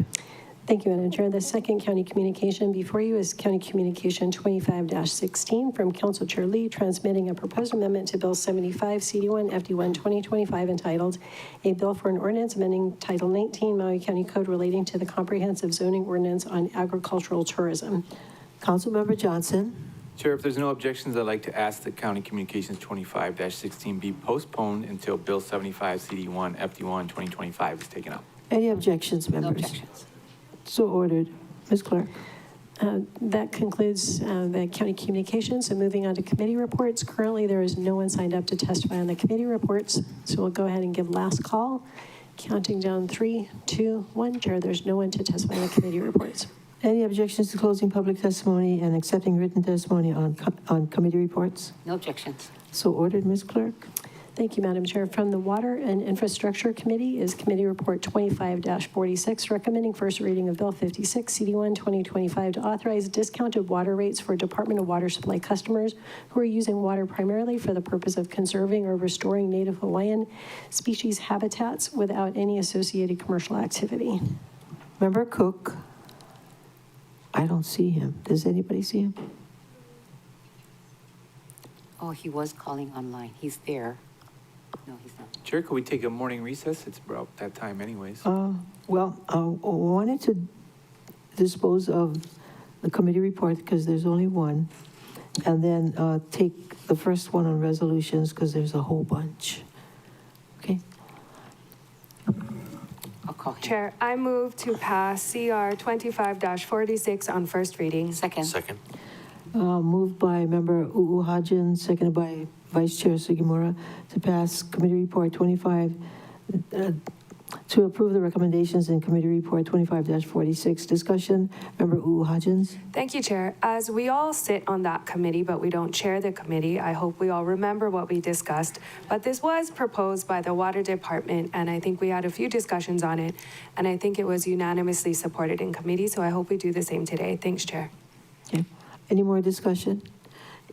Vice Chair Sugimura. And I was glad to see that Maui News is going to write an article about this, so give it more, presence in the community. Thank you. Thank you, Member Cook. Okay, all those in favor of the motion, raise your hand, say aye. Aye.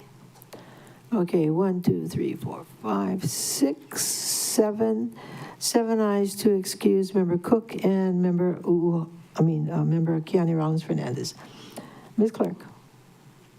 Motion Thank you, Madam carries. Chair. So that takes care of committee reports. So moving on to resolutions. There is no one signed up to testify on the resolutions. I see J.C. Law making his way. He is currently the only testifier. All right. Real property tax reform.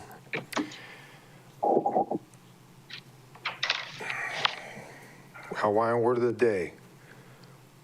Apa'a. That's an A. Well, first of all, the okina.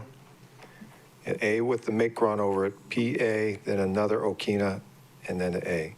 Land one has lived on a long time. Resolution 25-143. Real property tax. Hello, can you hear me? Oh, Tom. Yeah, we can hear you. Tom, we did your Committee report. your committee report, and it passed. So we're on to our resolutions. Okay? JC, go ahead. I would like to attend these committees if they ever meet in person somewhere. And I'm glad that the Royal House of Hawaii was testifying earlier because I'm trying to learn. I don't know where to go. All the doors are locked. and the cops come whenever I come a knocking. So if you guys, I'm gonna try the university, maybe they can direct me for the, this whole stuff about royal patents and original inhabitants of this land. The real property tax reform, I said it again and again about the, how come the churches are getting a break on the, yeah, I hear you too, Jesus. Well, in the Constitution there, thank you, Jesus, for reminding me. It says under Article 2, I'll start with the first one says, no law shall be enacted which is at variance with the word of the Lord Jehovah. That's the one that the Jewish guys, I think that was what Jesus called them, or at variance with the general spirit of his word. All laws of the island shall be in consistency with the general spirit of God's law. Then hit this part number 2 is what I'm interested in. All men of every religion shall be protected in worshiping Jehovah and serving him according to their own understanding. But no man shall ever be punished for neglect of God unless he injures his neighbor or bring evil on the kingdom. And so there's a couple of churches, and I've mentioned them before, up in Kula in my neighborhood, that are, they're trying to get me arrested for going to church. And so I would like you guys to look at what you guys can do to make laws to protect people like me that are trying to follow the Constitution of Hawaii and worship my God. Thank you very much. And of course, the rest of the time goes to the Hawaiians. No questions. Okay. Ms. Clark? Chair, we currently have no one else signed up to testify on the resolutions, so we'll give last call for any testimony on the resolutions. Seeing no one raising their hand or making their way to the podium, counting down 3, 2, 1. Chair, there's no one to testify on the Any resolutions. objections to closing public testimony and accepting written testimony on resolutions? No objections. Okay, so order to take the first resolution. Chair, before you is Resolution 25-143, establishing the Special Committee on Real Property Tax Reform. Okay, members, this is something that's a little outside of the norm.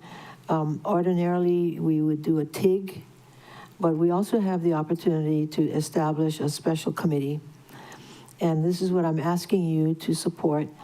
I would like to chair this committee, and I would like to also ask Member Rollins Fernandez to be the vice chair of this committee, because she was the chair of the TIG committee back in of the TIG in 2019, and I was her vice chair on real property taxes.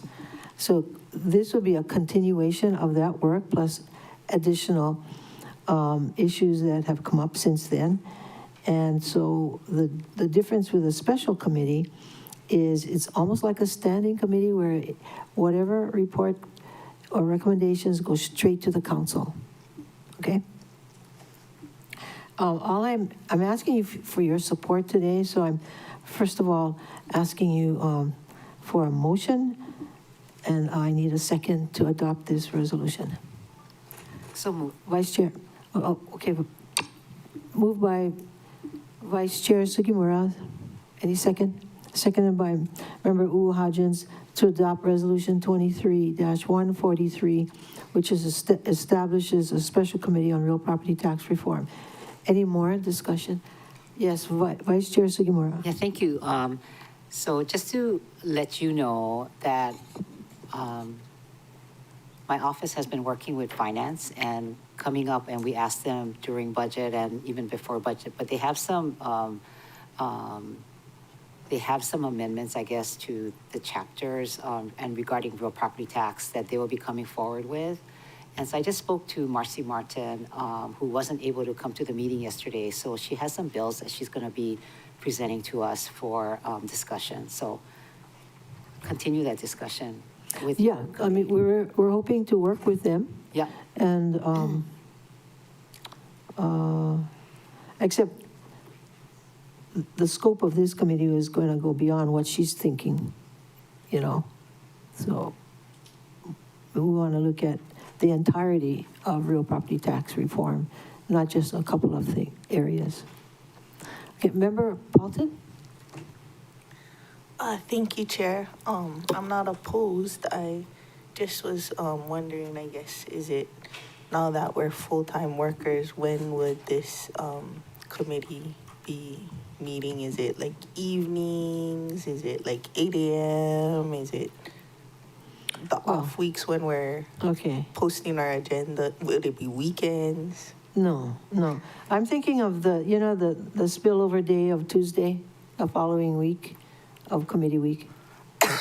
Okay. 9 to 12 or something like that. Okay, that was my question. Thank you. So if any more discussion, this is just to adopt this thing, and then we can go further. Yes, Member Senensi and then Member Johnson. Thank you, Chair. Would it just include council members or outside departments? Just council members. Oh, okay. But we'll have resource people who would also be part of this, this project. Yeah. Okay, thank you. Member Johnson. Thank you, Chair. I'm curious the impetus or the intent of this. As you know, we've got the lowest property tax rates in the nation. What are we reforming? A lot of things. We, first of all, never followed up on the recommendations of that TIG. Yeah, so that's where we begin.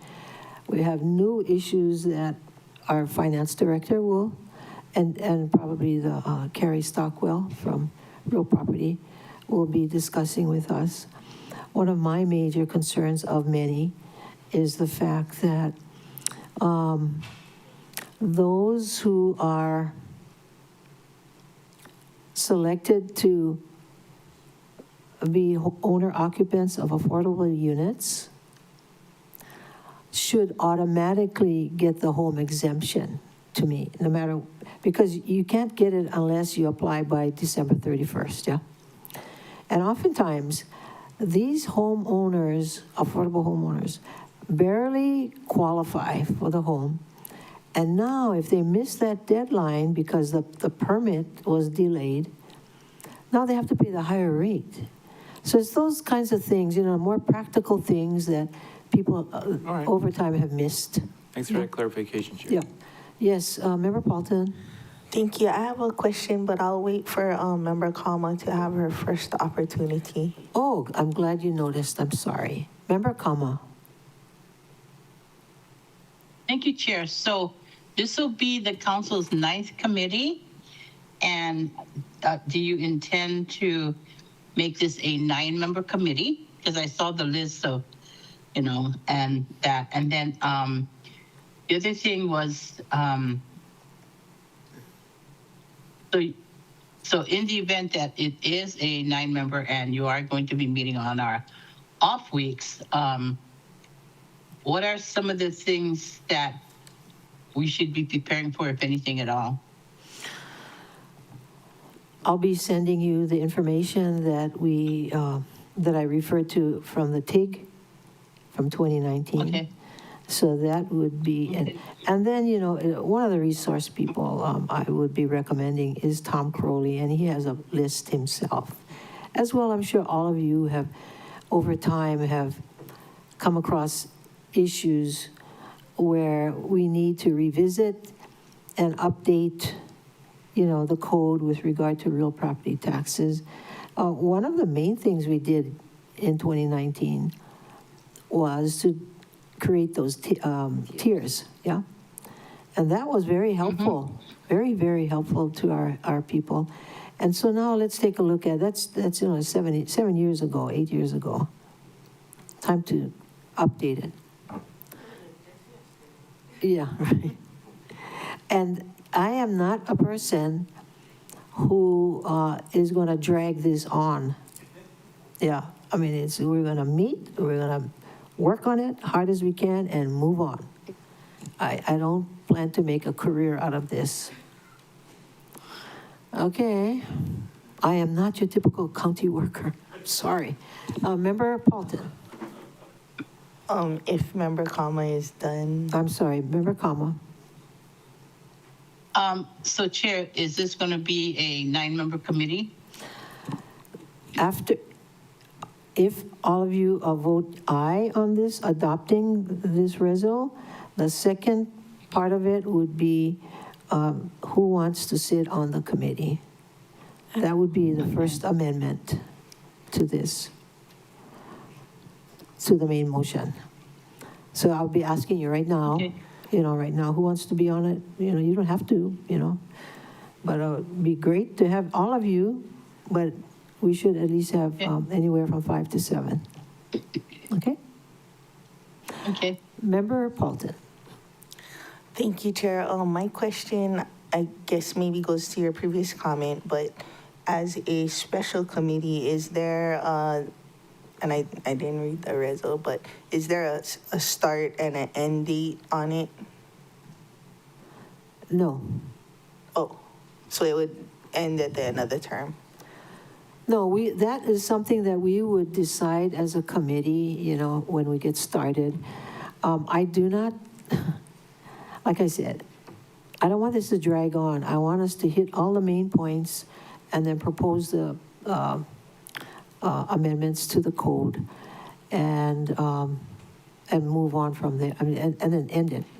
So the other follow-up questions I had is, like you said that Ms. Martin had some things, it would be able to be direct referred to this special committee. It wouldn't go. And then are there certain dates to align? Is the intention for this to align with next year's real property tax deadlines, like the various deadlines to get things in or change the tax or whatever? We're hoping, but I should have started this at the beginning of the year if I really wanted to hit the good deadlines, because I'm not sure that we can complete everything by December 31st. I don't know. December 31st of next year or this year? Of this year. Oh. Okay. And then also the way that we phase out or end the allowances made for Lahaina and things like that, is that part of the topics? I wasn't necessarily looking at that. I was looking at more reform measures having to do with, like I said, one example is I run across a number of affordable homeowners who are dying because they missed the deadline, And it's still if they can meet the qualifications of the homeowner exemption. It's not that they just automatically get it, but if you meet the qualifications, kind of like a rolling deadline kind of thing. Yes, because they're required by other laws to qualify for the affordable housing, a house, affordable. So they have to meet those qualifications. Yeah. I mean, I've had some people qualify for the affordable home coming from the continent, and so they didn't meet some of the homeowner exemption qualifications. So they still need to meet all of the homeowner exemption qualifications. Yeah, they have to. And nowadays, many of our projects give preference to residents, yeah. And so I'm not worried about people from the mainland getting this benefit necessarily. No, not at all. Thank you. Okay, anybody else? Yes. And just a couple of procedural matters. So there is an end date. Yes, and there's an end date. Section 10, the special committee's term, it will expire on December 31st, 2025, unless extended by resolution. Yeah. And then to Pro Tem Kama's question, there are, as you noted, blanks for either voting members or non-voting, and we'd recommend that you make those amendments prior to adoption.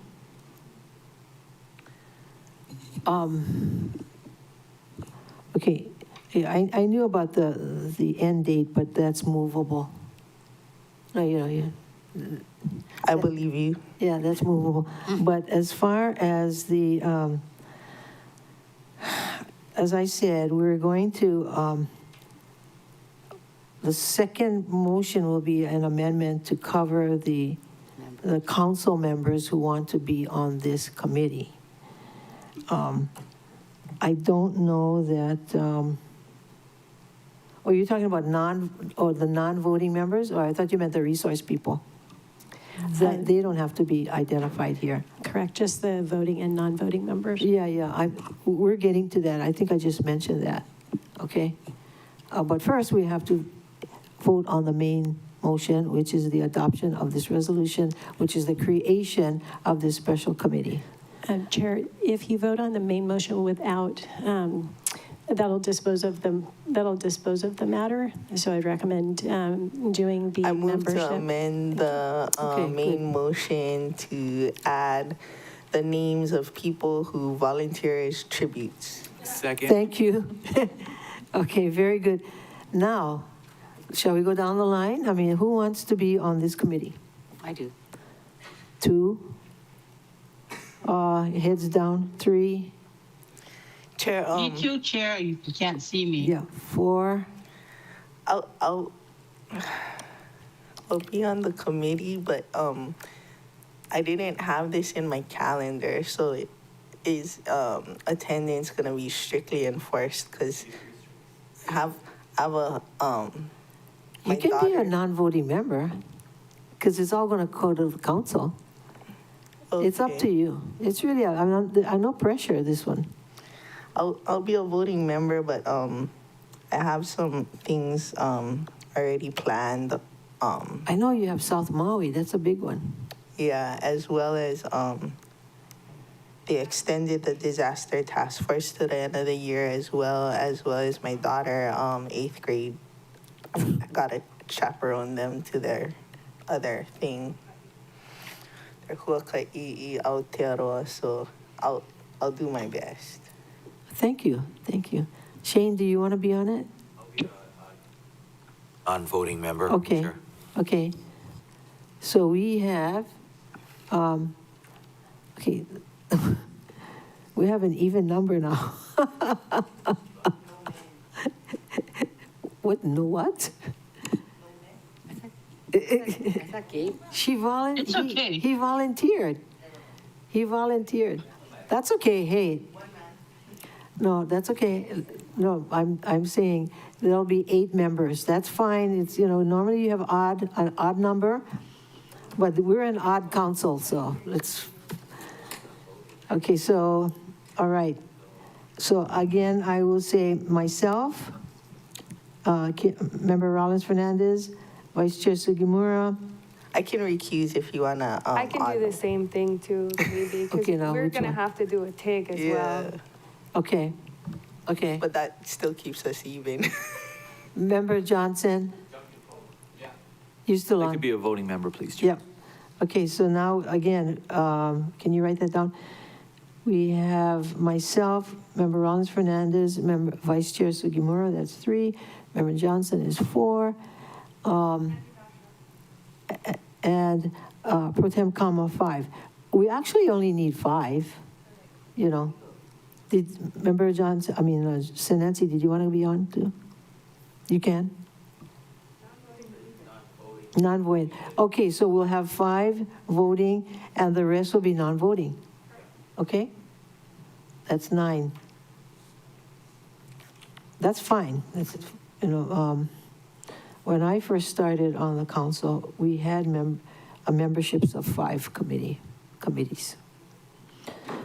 All right, any more discussion on this matter? On the amendment? All those in favor, yes, Vice Chair Seymour. So Pardon me? move. Yeah. I think we moved already. Well, you made the motion. Oh, okay. Yeah. Okay, Joyce said Wait. something. Ms. Clerk? Chair, Member Cook has let us know that he's going to be out for the rest of the meeting. He's just not feeling well. And we don't have him placed on voting or non-voting, so. Well, Since he's put not him here. on non-voting for now. I did want him on our TIG too, so maybe we'll keep him non-voting, and then when we do our TIG, I'm gonna volunteer him that he's busy. Okay, all right. Are we all set? We're going to take the vote now. Thank you. So just to confirm, Chair Lee, you'll be the chair of this special committee, and is the vice chair going to be Member Rollins Fernandez? Yes. And then the other voting members will be Pro Tem Kama, Vice Chair Sugimura, Councilmember Johnson, and the non-voting members, Councilmembers Senensi, Cook, Hodgins, and Paulton. Yes. Okay, all those in favor of the motion, raise your hand, say aye. Okay, that is, okay. Seven ayes, 2 excused, Member Cook and Member Rollins Fernandez. Thank you, members. And then Now the main motion as amended. Any more discussion? All those in favor, raise your hand, say aye. 7 ayes, 2 excused, motion carries. Excused are Members Cook and Member Rollins Fernandez. You know, I have to add this. The other thing that I've recommended, and I'm really grateful that the council members, Vice Chair and Member Paulton, have agreed to take on the Vice Chair in her committee, economic diversification, because this is so important. Everybody talks about it, and zip is happening in this area, nothing. So this is a very crucial part of what we should be working on, because we're talking about diversification, meaning new and more jobs, and secondly, new and more revenue streams. That's super, super important. The other thing I've asked is that Member Paulton, this is a tough one, take on civil service reform. Because it is totally ridiculous to have 700 vacancies and expect us to get the work done. I mean, that is like almost impossible. And you can't outsource everything. Can't. I mean, like yesterday's discussion, when we were talking about planning, and then the planning says, well, why don't you, the council, do it? Initiate all these changes in zonings. Or really, they have 2,000 people working for the administration. Each of us has 3 each in our office. And then our OCS staff is busy with committee work. We're dealing in a world that is not tethered to reality. And so we have to take the bull by the horn, and we have to do the administrative work. Civil service reform is not council business. It doesn't come under the council. We don't get to negotiate, on the state level and negotiate contracts and collective bargaining and all this stuff. And you folks know that we're dying because we don't have enough employees. And why don't we have enough employees? It's because we don't pay them enough. So again, I'm really grateful that this council is willing to take on things beyond our normal scope. I really, really appreciate that. Now, where are we, Madam Clerk? We finished Reso 25-143. Yes. Can you call the next one and then we'll take a break? Sure. Chair, before you is Resolution 25-144, urging the mayor to advocate for federal funding for 21st century community learning centers and to support Boys and Girls Clubs of Maui. Okay, we can take a break now and then we'll pick that up afterwards, okay? It's 10:54, so maybe 11:01? No, 11:06. 11:06. This meeting is in recess.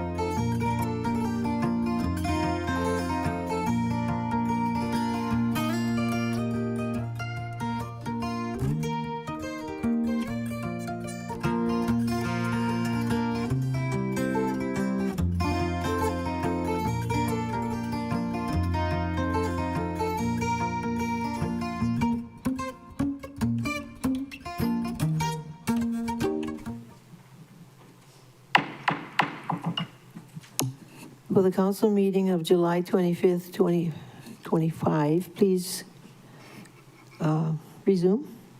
reconvene? Chair, before the recess, we called up Resolution 25-144. Okay, for some reason, I'm off. Did somebody fool around? You're what? It's black. Well, they don't need to see me. Okay. Oh.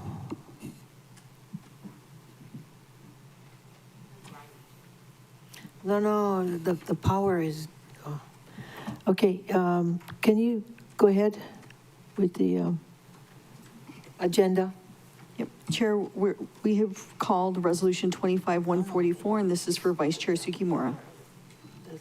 I need to plug it in. Thank you, Chair. On Go your ahead. behalf, I move to adopt Resolutions 25-144. Second. Thank you.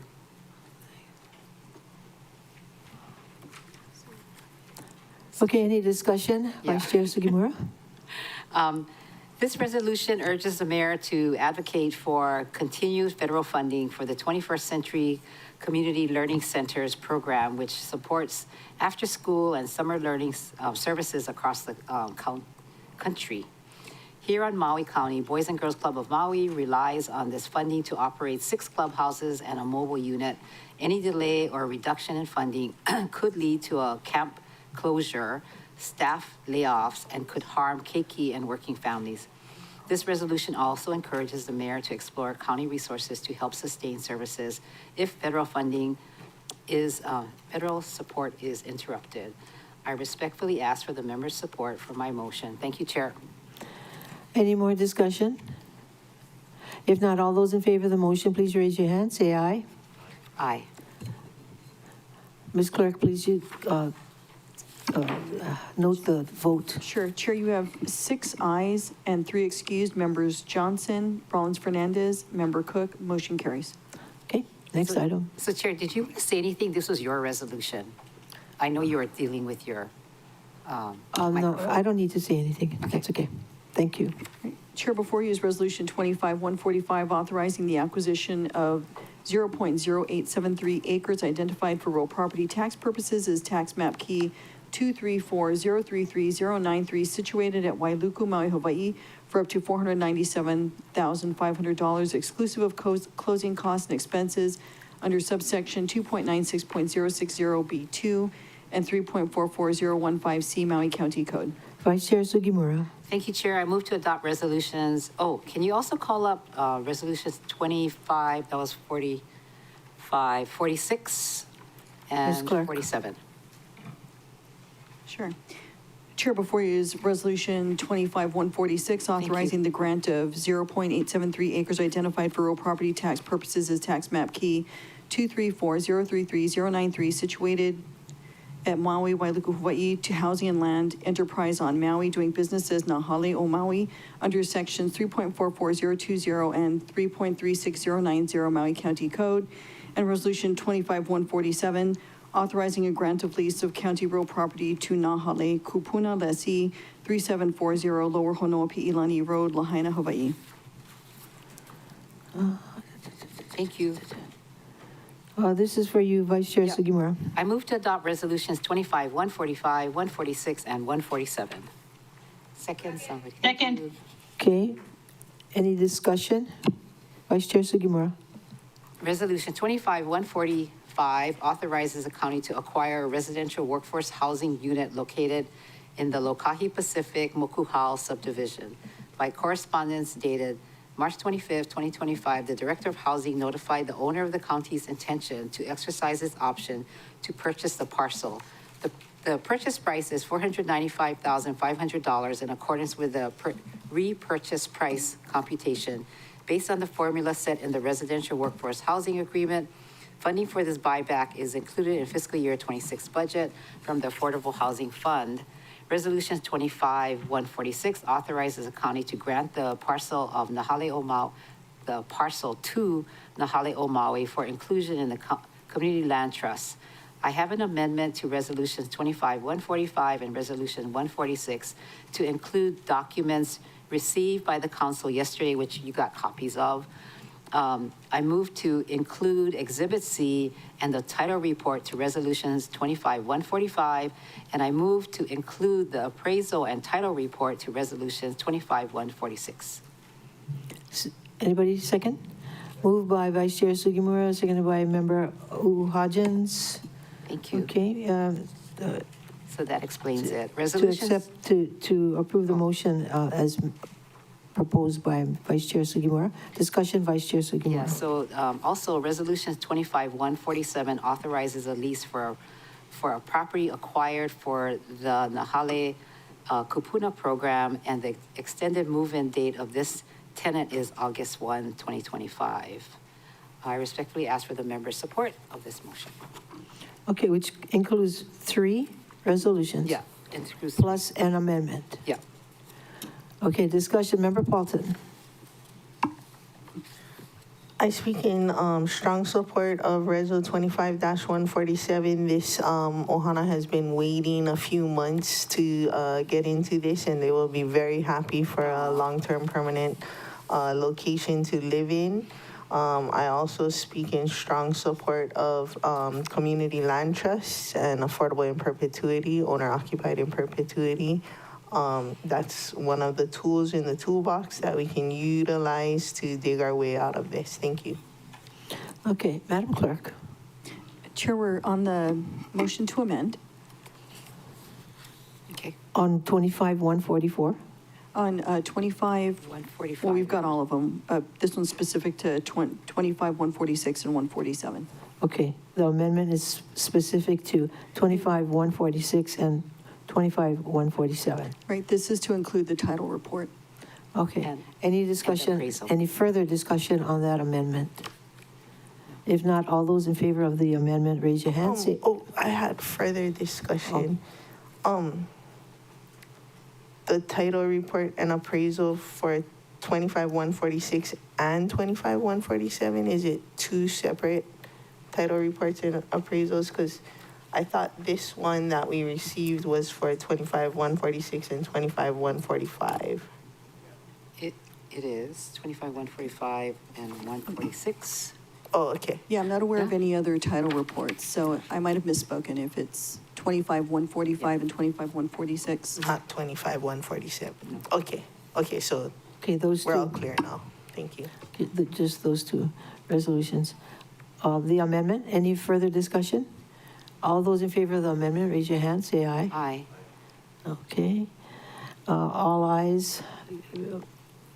And 2 excused, so that means 7 ayes, 3 We have three excused. excused. And Gabe is not here. Oh, yeah, members Johnson, Cook, and Rollins Fernandez. Oh, all 3 right there. Okay, motion carries. So back to Main motion. the is main amended. motion as amended. Any further discussion? No. If not, all those in favor of the motion, please raise your hand and say aye. Aye. All right, all ayes, 6 ayes, 3 excused, motion carries. Excused are members Cook, Rollins Fernandez, and Johnson. Thank you.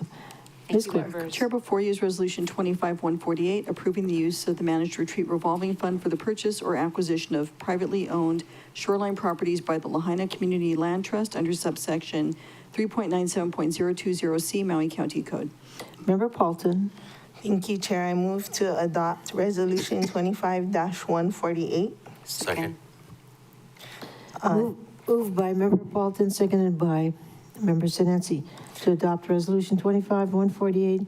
Member Paulton, discussion. Thank you, and I have confirmed our resource Autumn Nest is available and online. The reason for asking to pass this resolution today is we are seeing an uptick in foreclosure notifications, and we are seeing that in some of our multi-generational households, some of the members are not aware that their home was being listed for sale until they or their friends see it on the listing.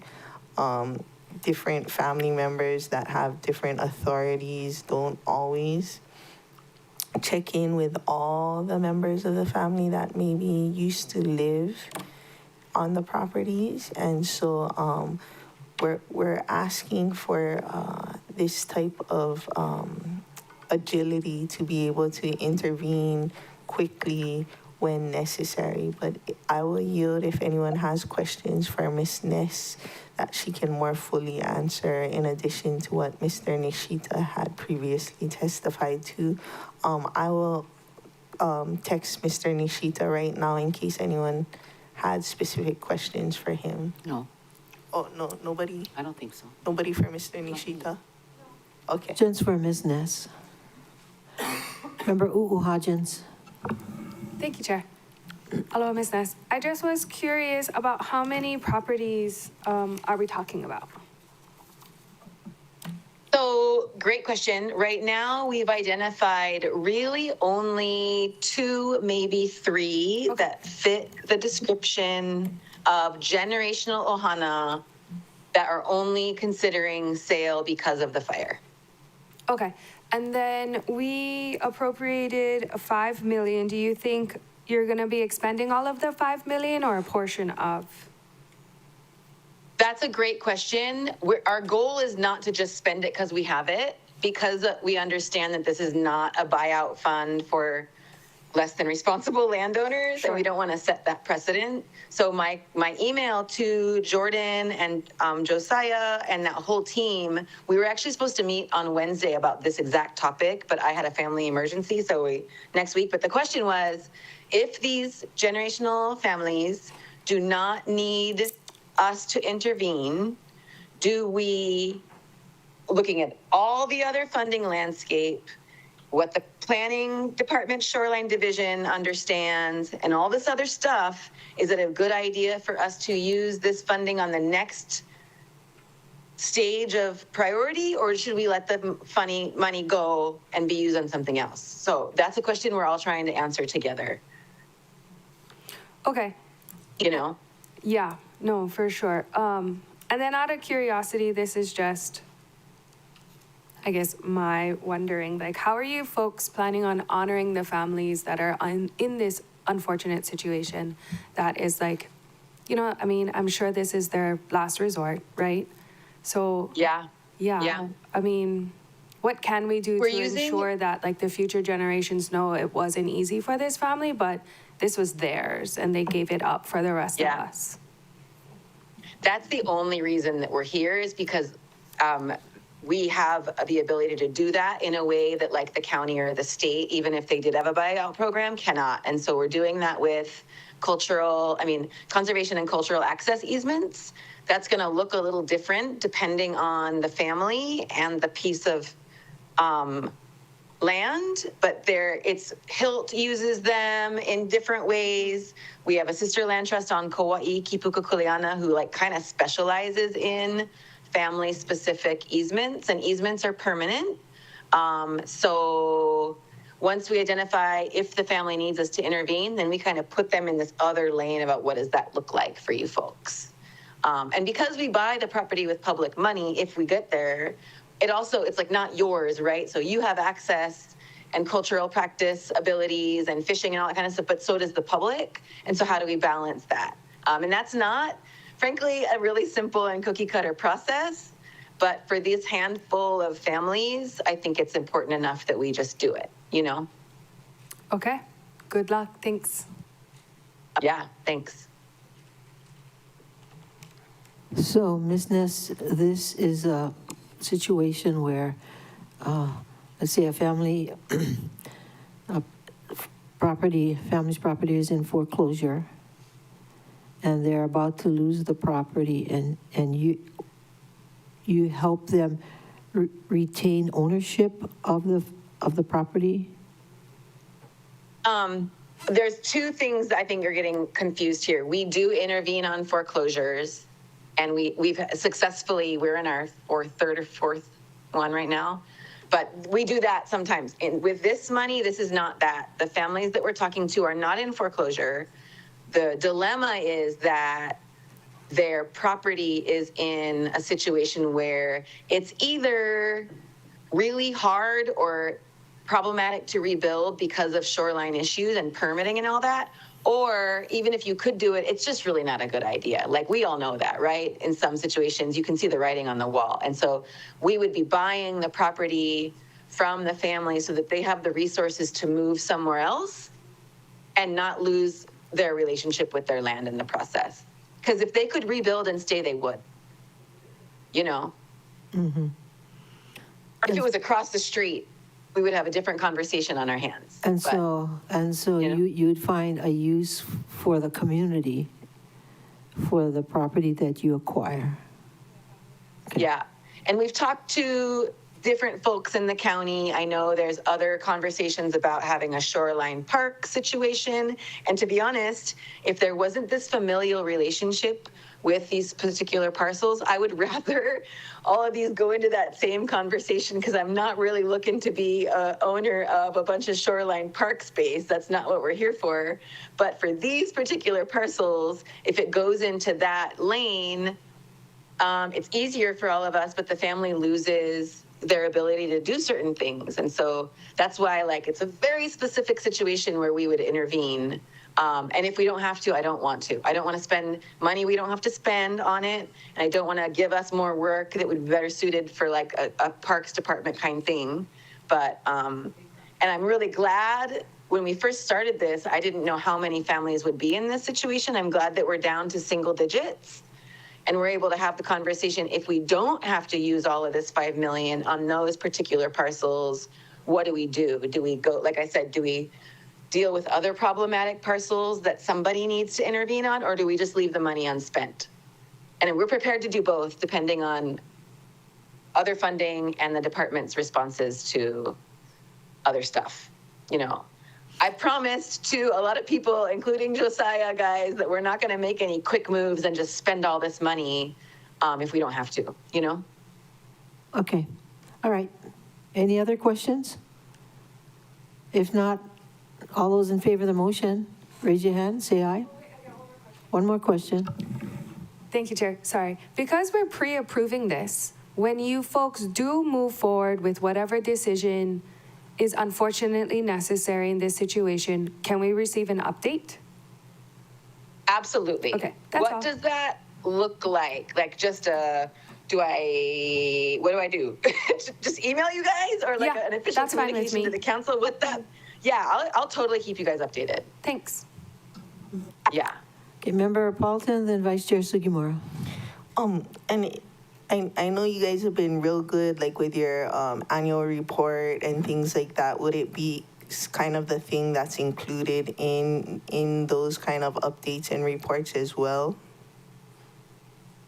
Yeah, it's absolutely going to be included in our annual report, but I wouldn't make you guys wait for that. Okay, cool. I would keep you guys updated before that, for sure. Vice Chair Sugimura. So during budget, this item came up, and I said, come before the BFED committee just so that everybody can have a broader perspective. And then you had your annual report come out after. But I'm going to schedule it, as I said I would, so that everybody can understand. Yeah. And just by the questions, I can tell you need to. Yeah, you folks have been so great about seeding different pots of money, and they're all a little complicated in their own right and very unique. And sometimes, like just happened right now, which is nobody's fault, the like shoreline and the foreclosure get kind of all wrapped into one. So an opportunity to be able to share with you folks. The county's been our biggest funder to date. It's leveraged us to pull a lot of other money in, but you folks have been really incredible partners. So any opportunity to come explain to you folks in less than 3 minutes exactly what this money is being used for, so you have the confidence, would be really appreciated. Thank you. Yeah. Member Paulton. And I just wanted to drop a little until next time, I can't wait to hear about the Kalua Ehu programs that are going on. I'm going to take some pictures and prep some posts as soon as you guys say it's okay. But those are some very exciting ways that the county's monies have been leveraged. And just a little teaser, so you guys are all sitting on your seats until Member Sugimura can, sitting on the edge of your seats until Member Sugimura schedule it. I know everybody can't wait to hear. Thanks for that, Tamara. We don't want to have to come back and ask you folks for money every single year, forever. Okay, any more questions? If not, all those in favor of the motion, raise your hand, say aye. Aye. Okay, 6 ayes, 3 excused, motion carries. Members Johnson, Rollins Fernandez, and Cook are excused. Ms. Clerk? Chair, before Hello, you- everybody. Chair, before you is Resolution 25-149, suspending Rule 15A of the Rules of the Council for committee referral of Bill 54, 2025 on community workforce agreements. Member Hodgins. Thank you, Chair. I move to adopt Resolution 25-149. Second. Moved by Member Hodgins, seconded by Member Paulton to adopt Resolution 25-149. Discussion, Member Hodgins. Thank you. As noted in the resolution, the Great Committee's 90-day deadline to schedule Bill 54, 2025 on community workforce agreement under Rule 15A of Rules of the Council is August 14th, 2025. Under Rule 15A, if a bill is not scheduled within 90 days of referral to a standing committee, it would be automatically referred to the committee chaired by the introducing council member, which in this case is Tamara Paulton, Councilmember Tamara Paulton, who chairs the DRIP committee. Given the time-sensitive board and commission nominations, litigation matters, and the upcoming state legislative package bills, the Great Committee has been kind of busy, and as has the rest of the committees, unsurprisingly. So is the DRIP committee is going to be extremely busy coming up soon. So it's been difficult to focus on Bill 54. There are some legal concerns too that we're in the middle of addressing as well. That's not for discussion right now, but it will be when we have it in committee. So I would like to ask the council to afford us this opportunity to continue working on Bill 54. And at this time, I ask for the members' support of my motion. And also, I did clear this with Member Paulton. She's okay with it, but I won't speak on her behalf, and she can provide any additional comments if necessary. Thank you, Chair, and thank you, members. Okay, she seems fine with it. Any more discussion? Motion is to adopt. All those in favor, raise your hand, say aye. Aye. 6 ayes, 3 excused, motion carries. Excused are members Johnson, members Rollins Fernandez, and Cook. Okay, motion carries. Next, Ms. Clerk. Chair, before you is Resolution 25-150, authorizing settlement under Chapter 3.16 Maui County Code of Bargaining Unit 11 employees from the Department of Fire and Public Safety for temporary hazard pay due to the COVID-19 pandemic. Vice Chair Sugimura. Thank you. I move to adopt Resolutions 25-150. Moved by Second. Vice Chair Sugimura, seconded by Member Senesi to adopt Resolution 25-150. Discussion, Vice Chair Sugimura. Thank you. Resolution 25-150 authorizes the county to proceed with processing hazard pay for firefighters who served during the COVID-19 emergency. Funding for this payment is included in the fiscal year 26 budget. Thank you, everybody, for working on it. I want to thank our firefighters for their dedicated service during COVID-19 emergency and express my great appreciation to each of them. Temporary hazard pay was my priority during the fiscal year 26 budget, so I'm happy that they will finally be receiving this compensation and hope that the administration will expedite their payment, which Josiah said they are. Respectfully ask for the members' support for my motion. Thank you, Chair. Any more discussion? Member Hodgins. Thank you, Chair. As I always do, if something needs my recusal, like in this situation, I will be recusing myself. But I do thank all the members, and I thank Member Sugimura. Okay, lucky we have 5 left. Any more discussion? All those in favor of the motion, raise your hand, say aye. Aye. Okay, 5 ayes, 4 excused. Members Johnson, Rollins Fernandez, Cook, and Hodgins. One 1 recusal, 3 excusals. Yeah. Thank you, members. Okay. Ms. Clerk? Chair, before you is Resolution 25-151, setting the annual salary for the Executive Director of the Board of Ethics under Section 2.56.080 Maui County Code. Vice Chair Sugimura.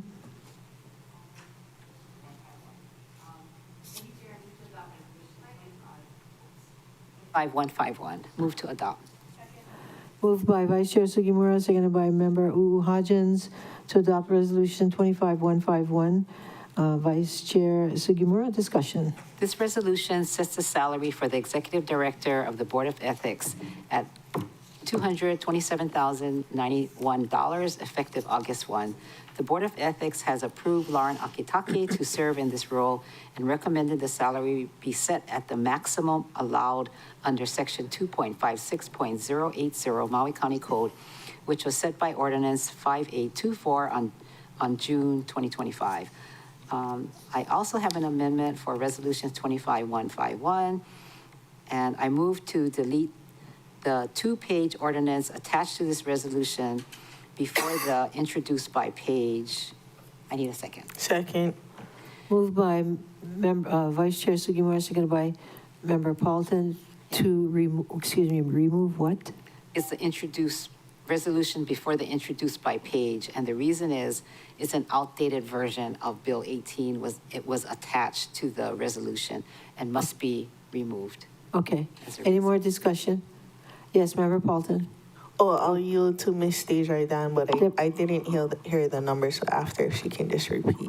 Thank you, Chair. Just to clarify, it wasn't actually attached to the reso. I believe that the administration transferred it in error, or transmitted it in error. So it doesn't actually need to be removed. The reso is fine on its own. Thank you. Oh, thank you. Member Paulton?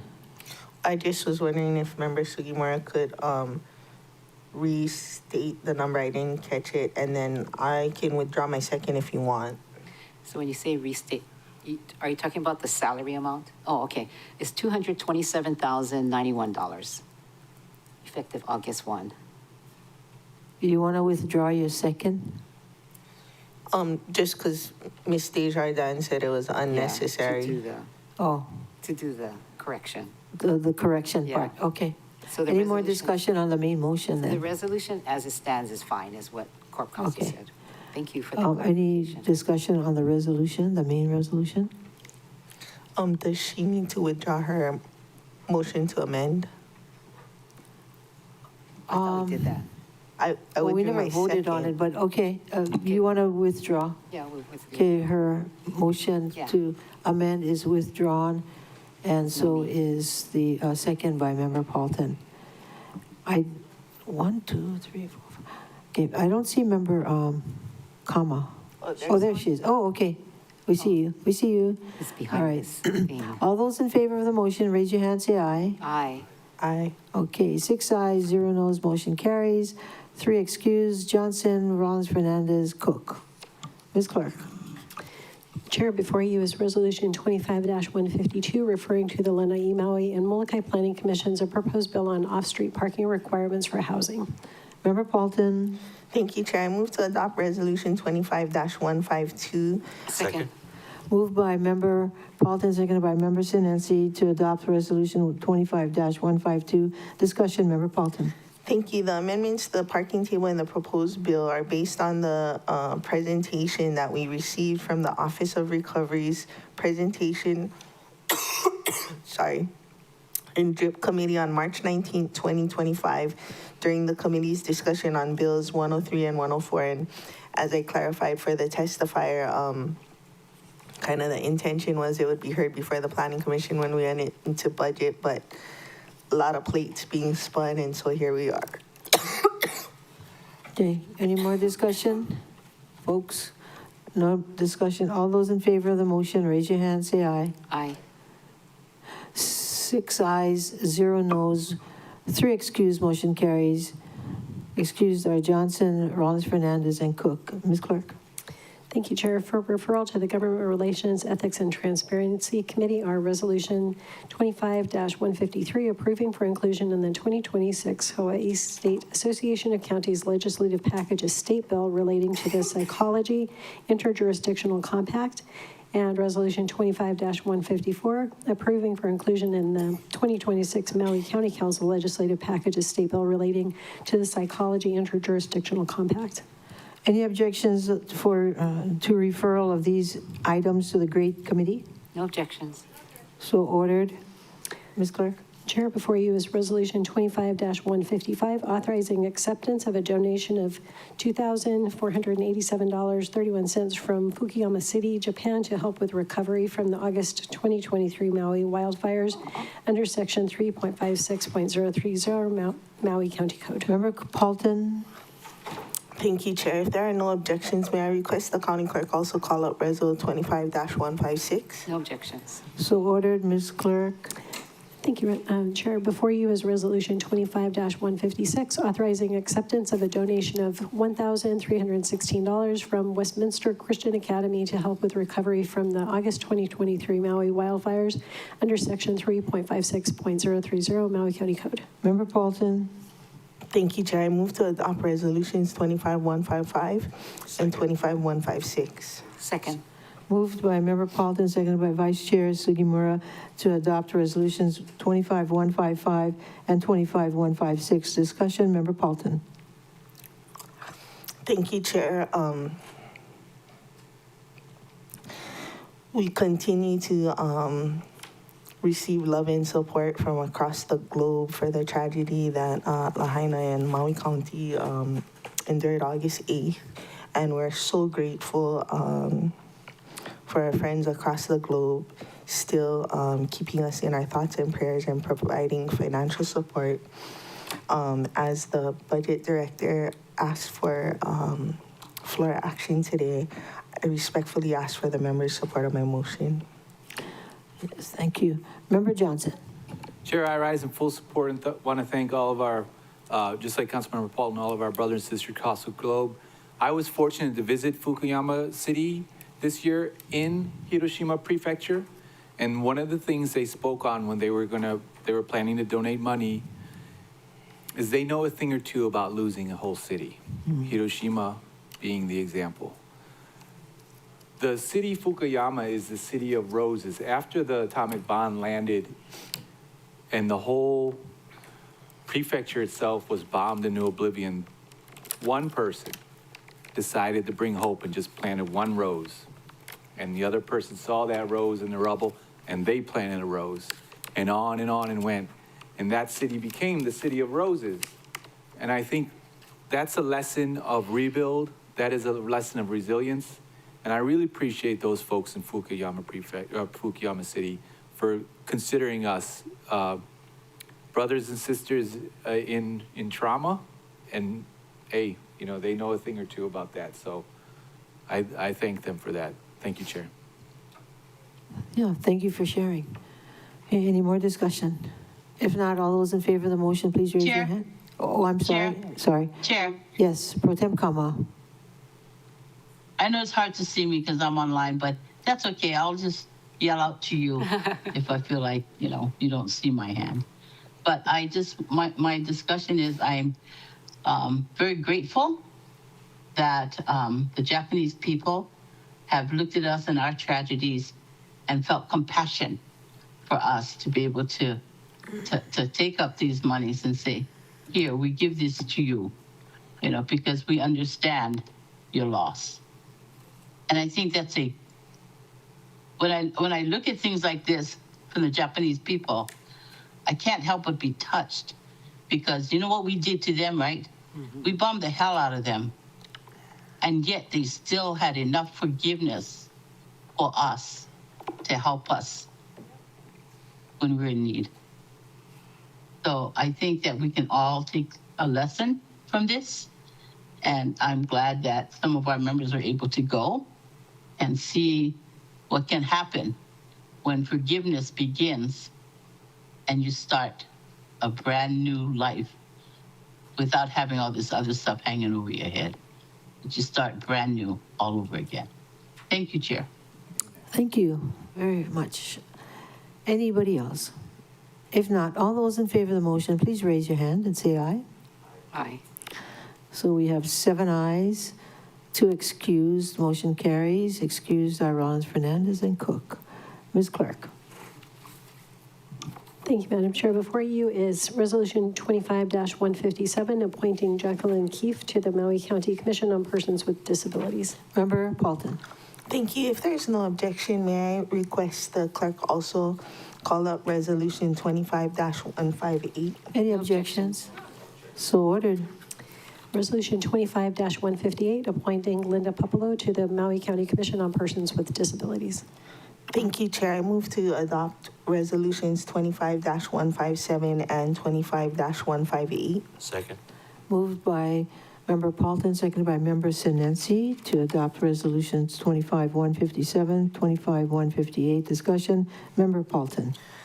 Thank you, Chair. Sometime last week, we all received correspondence from the Office of Council Service informing us of the 2 vacancies on the Commission on Persons with Disabilities, and that the council has unilateral authority to nominate and approve the appointment of individuals to fill these vacancies by August 2nd, in accordance with subsection 2.41.050 paren A paren 1 Maui County Code. And for posting today, that was quite the tight turnaround. And so I just blasted the information out through various social media channels. And the first 2 people to respond and get an application back to me, I couldn't be more happy with the results of that blast. Unfortunately, due to the short notice, neither of them could be here with us today, but I would like to speak briefly on my experiences with both of them. Jacqueline Keefe, also known as Jackie Keefe, a resident of West Maui, has been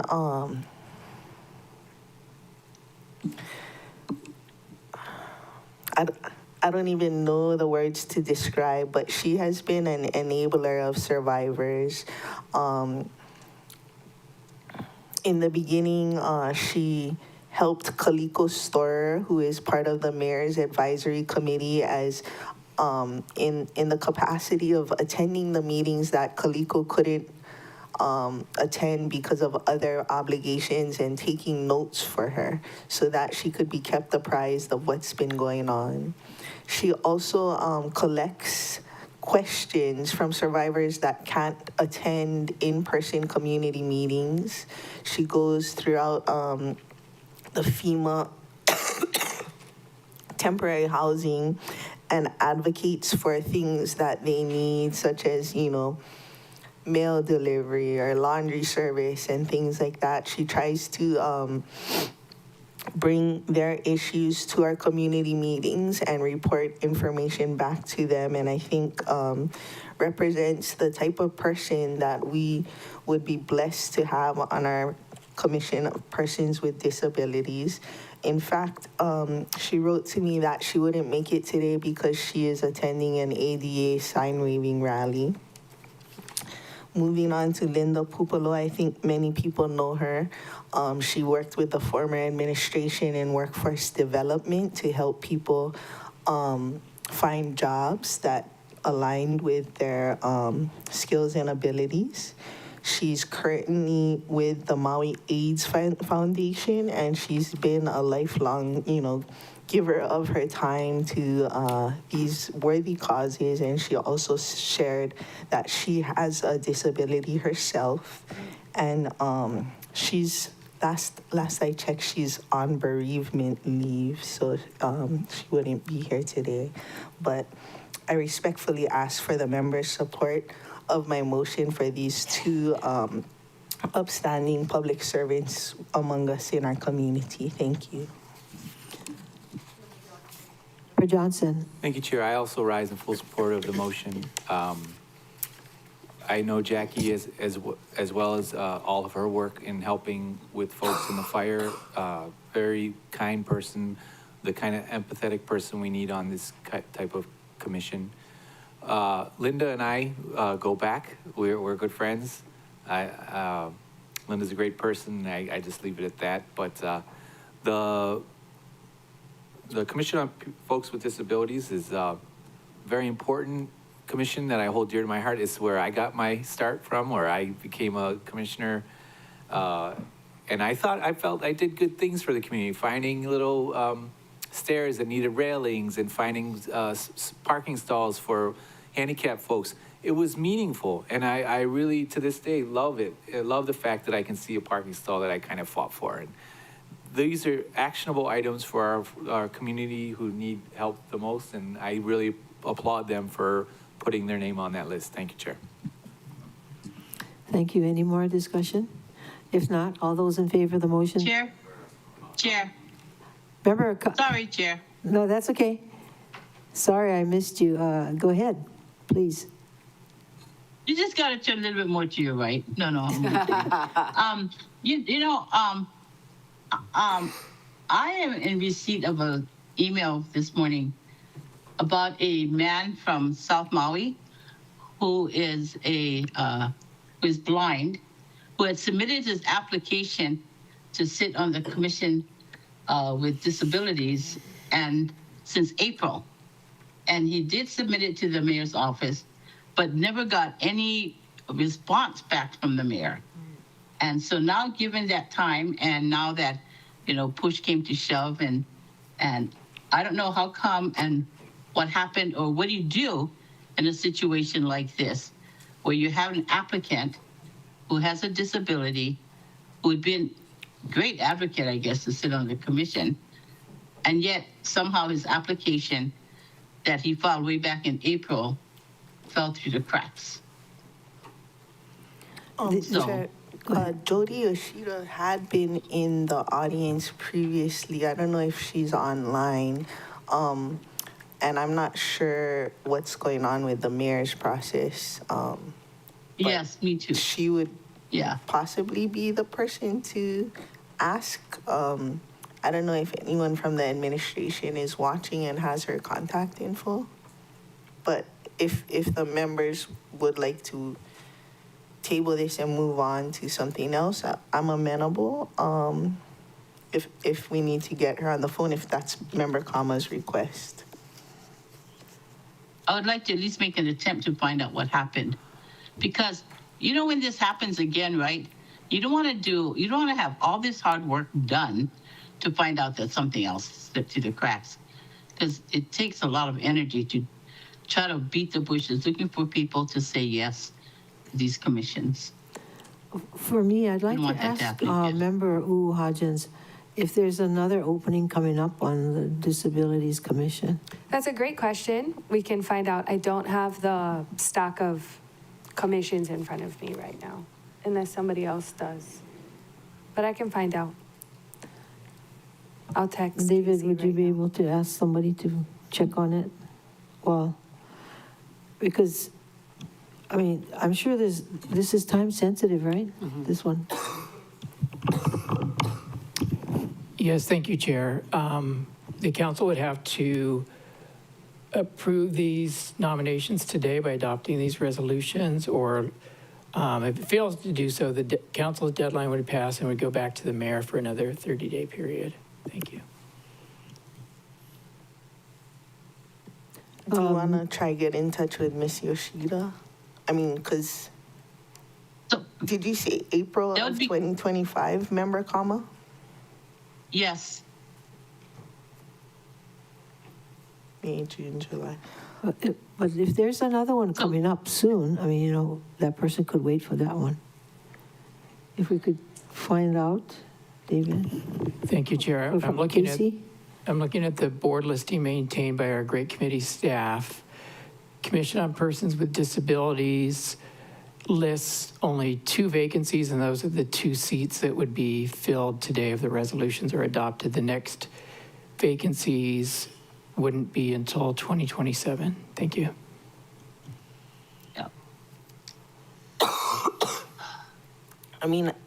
I don't mind to hear from them. I think possibly because the mayor did make 2 selections and they both withdrew. And then I don't know if he didn't make another selection, and so it was in our court. But I'm just following the process. No, you're right. You're right. Member Uu Hodgins? Thank you, Chair. I'm wondering if this applicant had an opportunity to maybe go in front of the IMB and if he can get on the famous list that I think exists. And if somebody drops out, then maybe he could come on, or if he's interested in serving on another committee, or if it's just this committee in particular. I think because he is blind, it's this committee in particular. Jody's on? Maybe they can answer some of the Jody, are you on the call? Hello? Jody, did you say she was on? Can you please say something? What is her last name? Yoshida. Jody Yoshida, you can unmute on your end. You're unmuted on ours.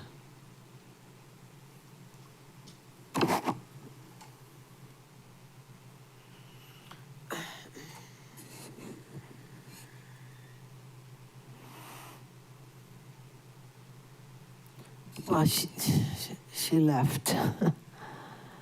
Okay. Yuki, Vice Chair Sugimura, you want to call her? You know her. Call her. Okay. Members, any objections to tabling this for now? So we can move on. No objections. To the end of the day. Yeah. Okay, next item, ordinances. Thank you, Madam Chair. So we'll call for any testimony on the ordinances on today's agenda. Currently, there is no one signed up to testify. So I'll go ahead and give last call for ordinances. Counting down 3, 2, 1. Chair, there's no one to testify on the ordinances. Any objections to closing public testimony and accepting written testimony on ordinances? No objections. So ordered. Ms. Clerk? Thank you, Madam Chair.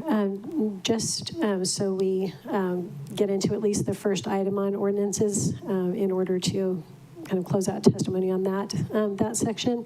I do see that Ms. Yoshida, I can see her popped up on screen. So if she could just hold on for a little bit.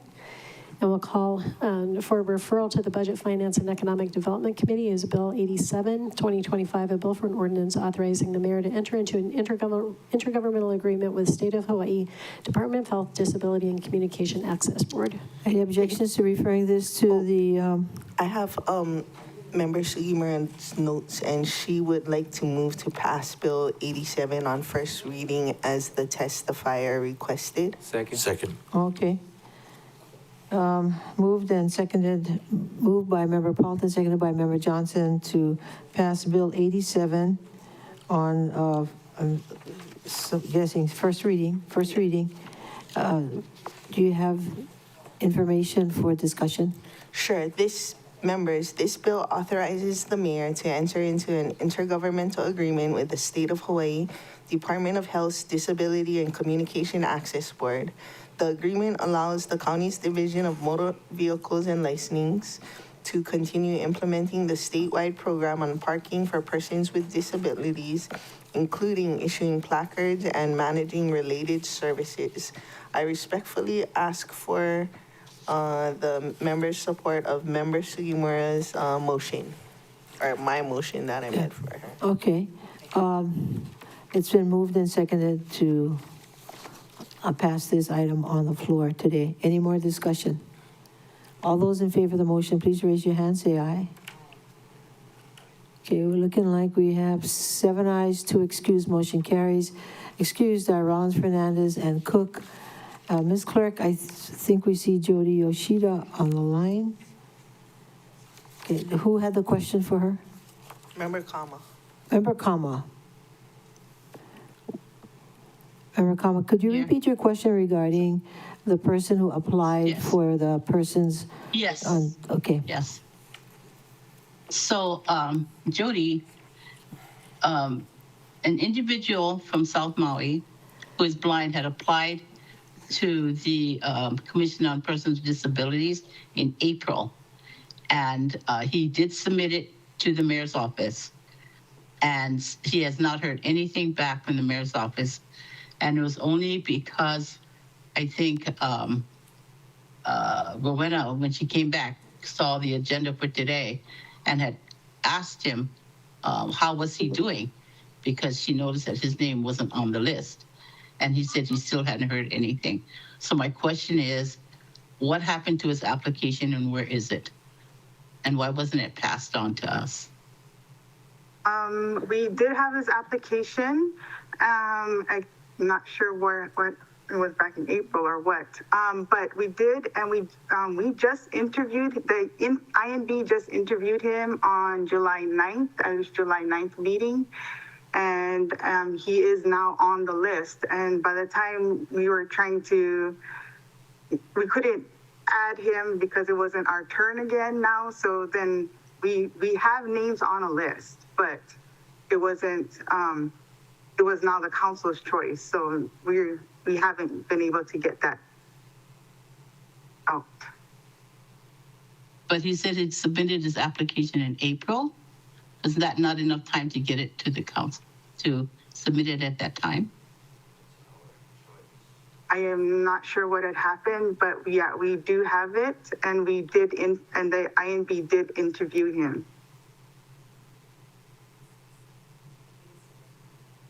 Questions, Member Paulton? Thank you. I'm not sure exactly who the question is for, whether it's Ms. Desjardins, Mr. Ratz, or Ms. Yoshida.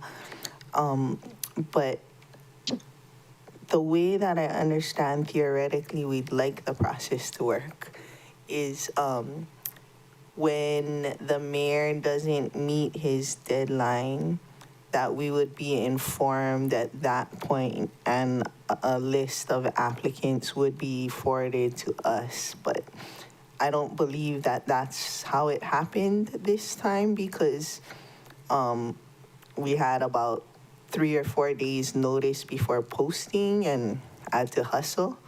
Am I correct in the theory of how we potentially would love it to work, but didn't necessarily work this time? Corporation Counsel? Thank you for the question. So you folks did pass an ordinance recently that gave better guidance on how the INB is supposed to transfer that list.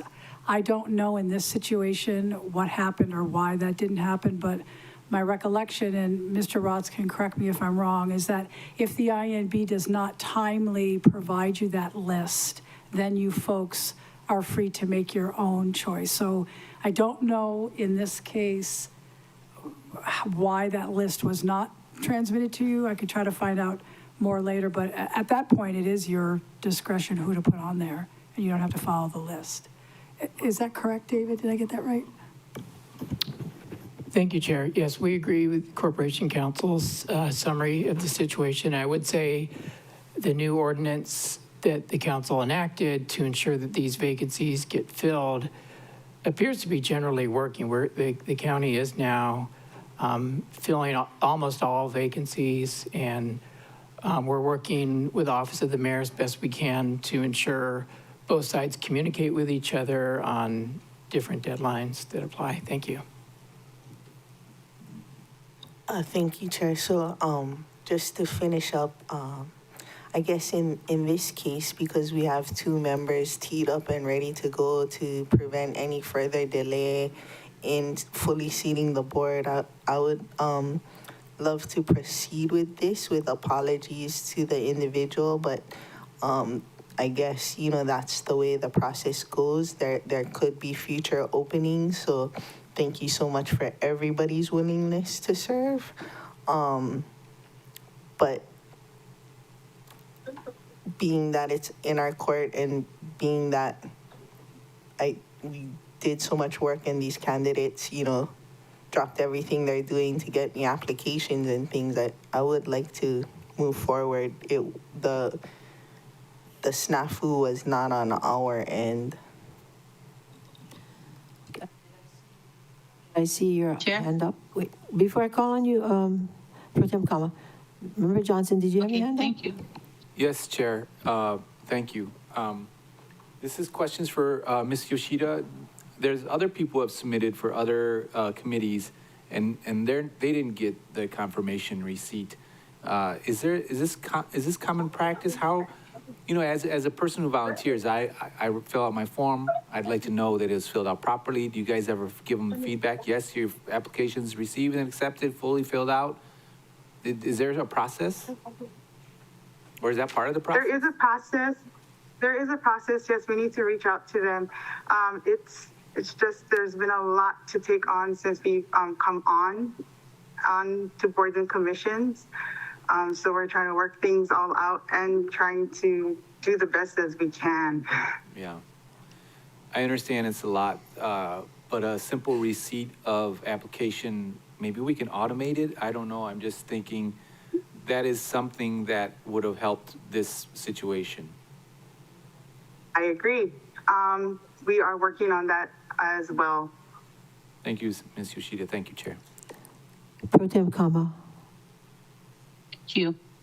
And I think what I want to add to what Member Johnson said was that this gentleman is blind, and are there services that are offered to people with disabilities who want to sit on the commission?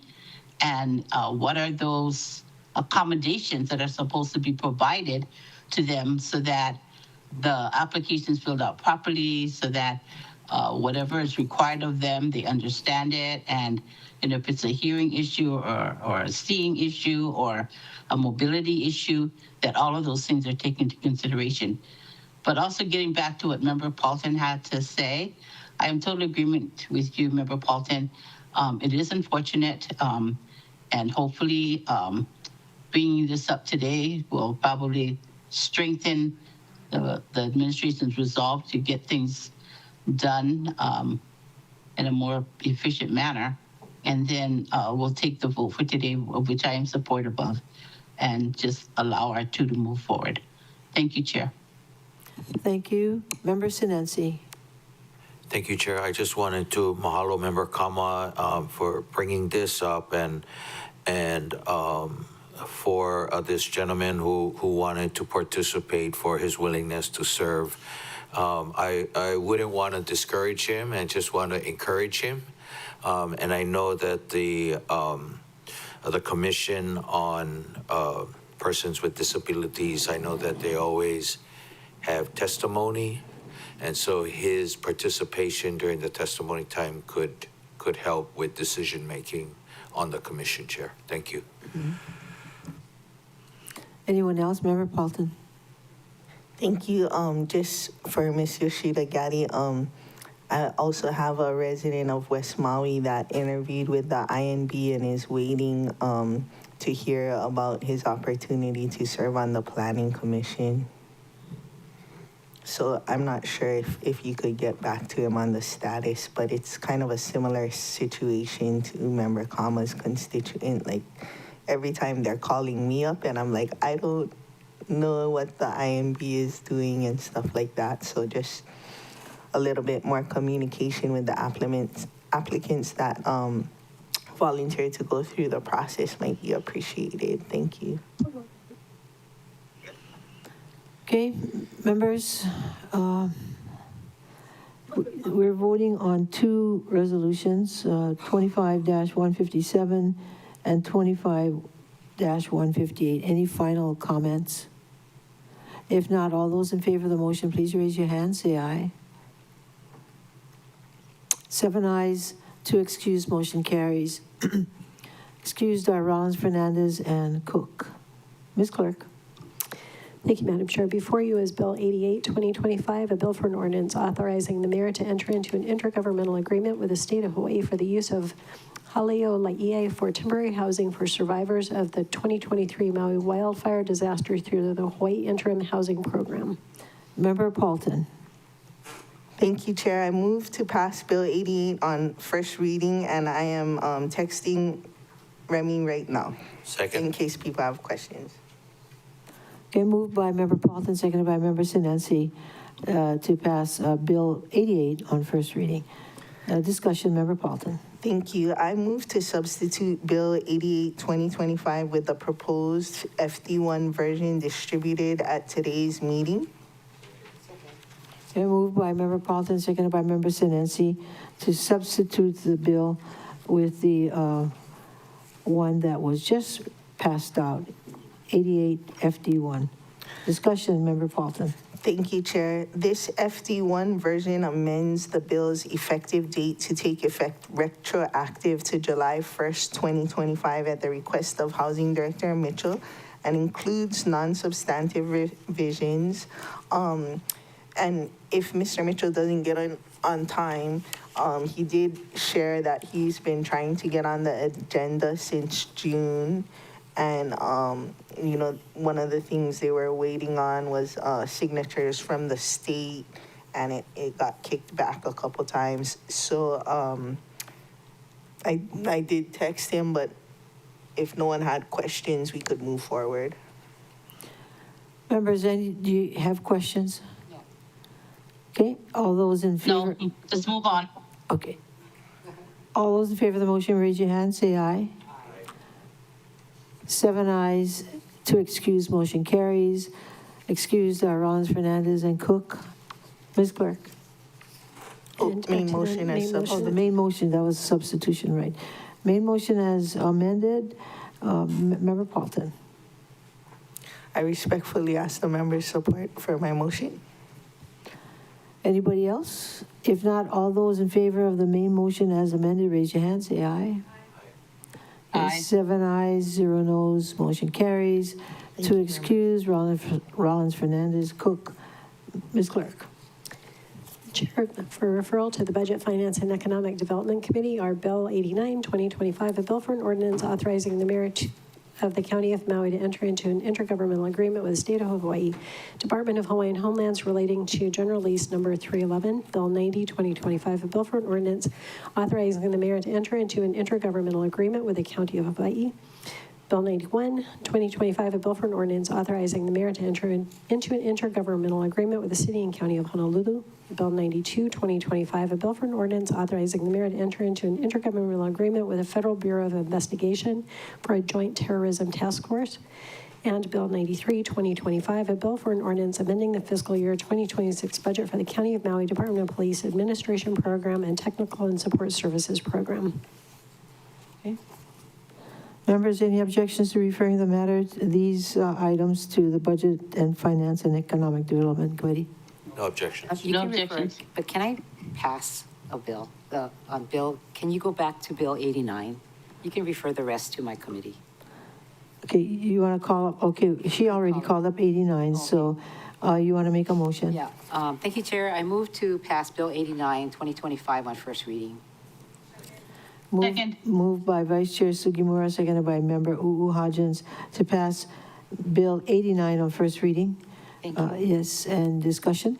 Yeah, this bill authorizes the mayor to enter into a 20-year IGA intergovernmental lease agreement with the Department of Hawaiian Homelands for a 3.11 acre parcel in Honokawai. The parcel will provide secure storage space for heavy equipment used by the Department of Public Works, especially for the Lahaina Highways Division. This lease supports urgent operational needs and is part of the county's broader base yard master planning efforts. And this is requested by Department of Public Works. It is a $7,825 a month lease, and annually is $93,900, and this was already accounted for in the fiscal year 24 budget. Second. Okay, moved by Member Vice Chair Sugimura, seconded by Member Paulton, to pass Bill 89 on first reading. Any further discussion? Member Paulton. Thank you. Oh, sorry, Chair, that was seconded by Member Hodgins, I believe he said. Oh, okay. Everybody wants Okay, but still, Member Paulton, discussion. Thank you, Chair. I am supportive of this. I know that DPW's base yard in Honokawai is, we used to have an office there when I was in ocean safety, and we got kicked out because they needed more space. So they're continuously growing, which is good. And I do want to also mahalo Department of Hawaiian Homelands. Not only are we taking their acreage that was promised to them for Kala'i Ola as well as Kilohana. I just and I know that we are giving compensation for this acreage. I just would hope that, with so many names still on the wait list, the county can continue to do everything it can to get more names off the wait list and beneficiaries on Aina. Thank you. Any more discussion? If not, all those in favor of the motion, please raise your hand, say aye. Aye. Seven ayes, 0 noes, motion carries. Excused are Rollins, Fernandez, and Cook. And now, Ms. Clerk? Chair, before you is- 94? Yes, Bill 94, 2025, a bill for an ordinance amending the fiscal year 2026 budget, Appendix A, Part 1, Department of Management, Private Donations, new appropriation of $10,000. Member Paulton. Thank you, Chair. I move to pass Bill 94, 2025 on first reading. Second. Moved by Member Paulton, seconded by Member Johnson, to pass Bill 94 on second and final reading. Did you say second and final reading? First. No, first. First reading, I'm sorry.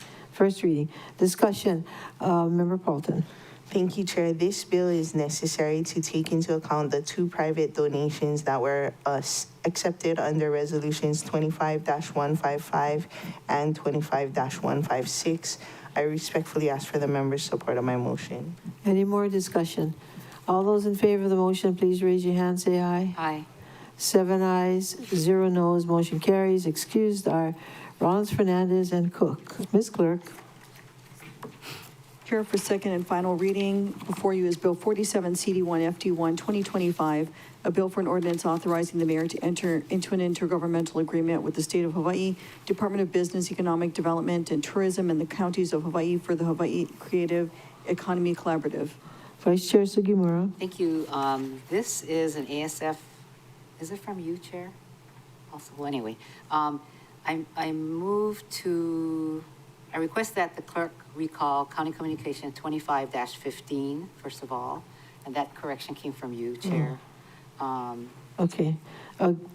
Just for your information, where you say Council Chair Lee transmitting something, it's just a formality. Oh, okay. It's not from me. Oh, okay. Yeah. You do everything. All right. We won't ask you for comments. Okay, so you're asking, The clerk to call up County Communications 2515. okay, Ms. Clerk. Chair recalling County Communication 2515, Council Chair Lee transmitting a proposed amendment to Bill 47, CD1, FD1, 2025, entitled "A Bill for an Ordinance Authorizing the Mayor to Enter into an Intergovernmental Agreement with the State of Hawaii Department of Business, Economic Development, and Tourism, and the counties of Hawaii for the Hawaii Creative Economy Collaborative." Vice Chair Sugimura. Thank you. I move to pass Bill 47, CD1, FD1, 2025 on second and final reading. I need a second. Moved by, Second.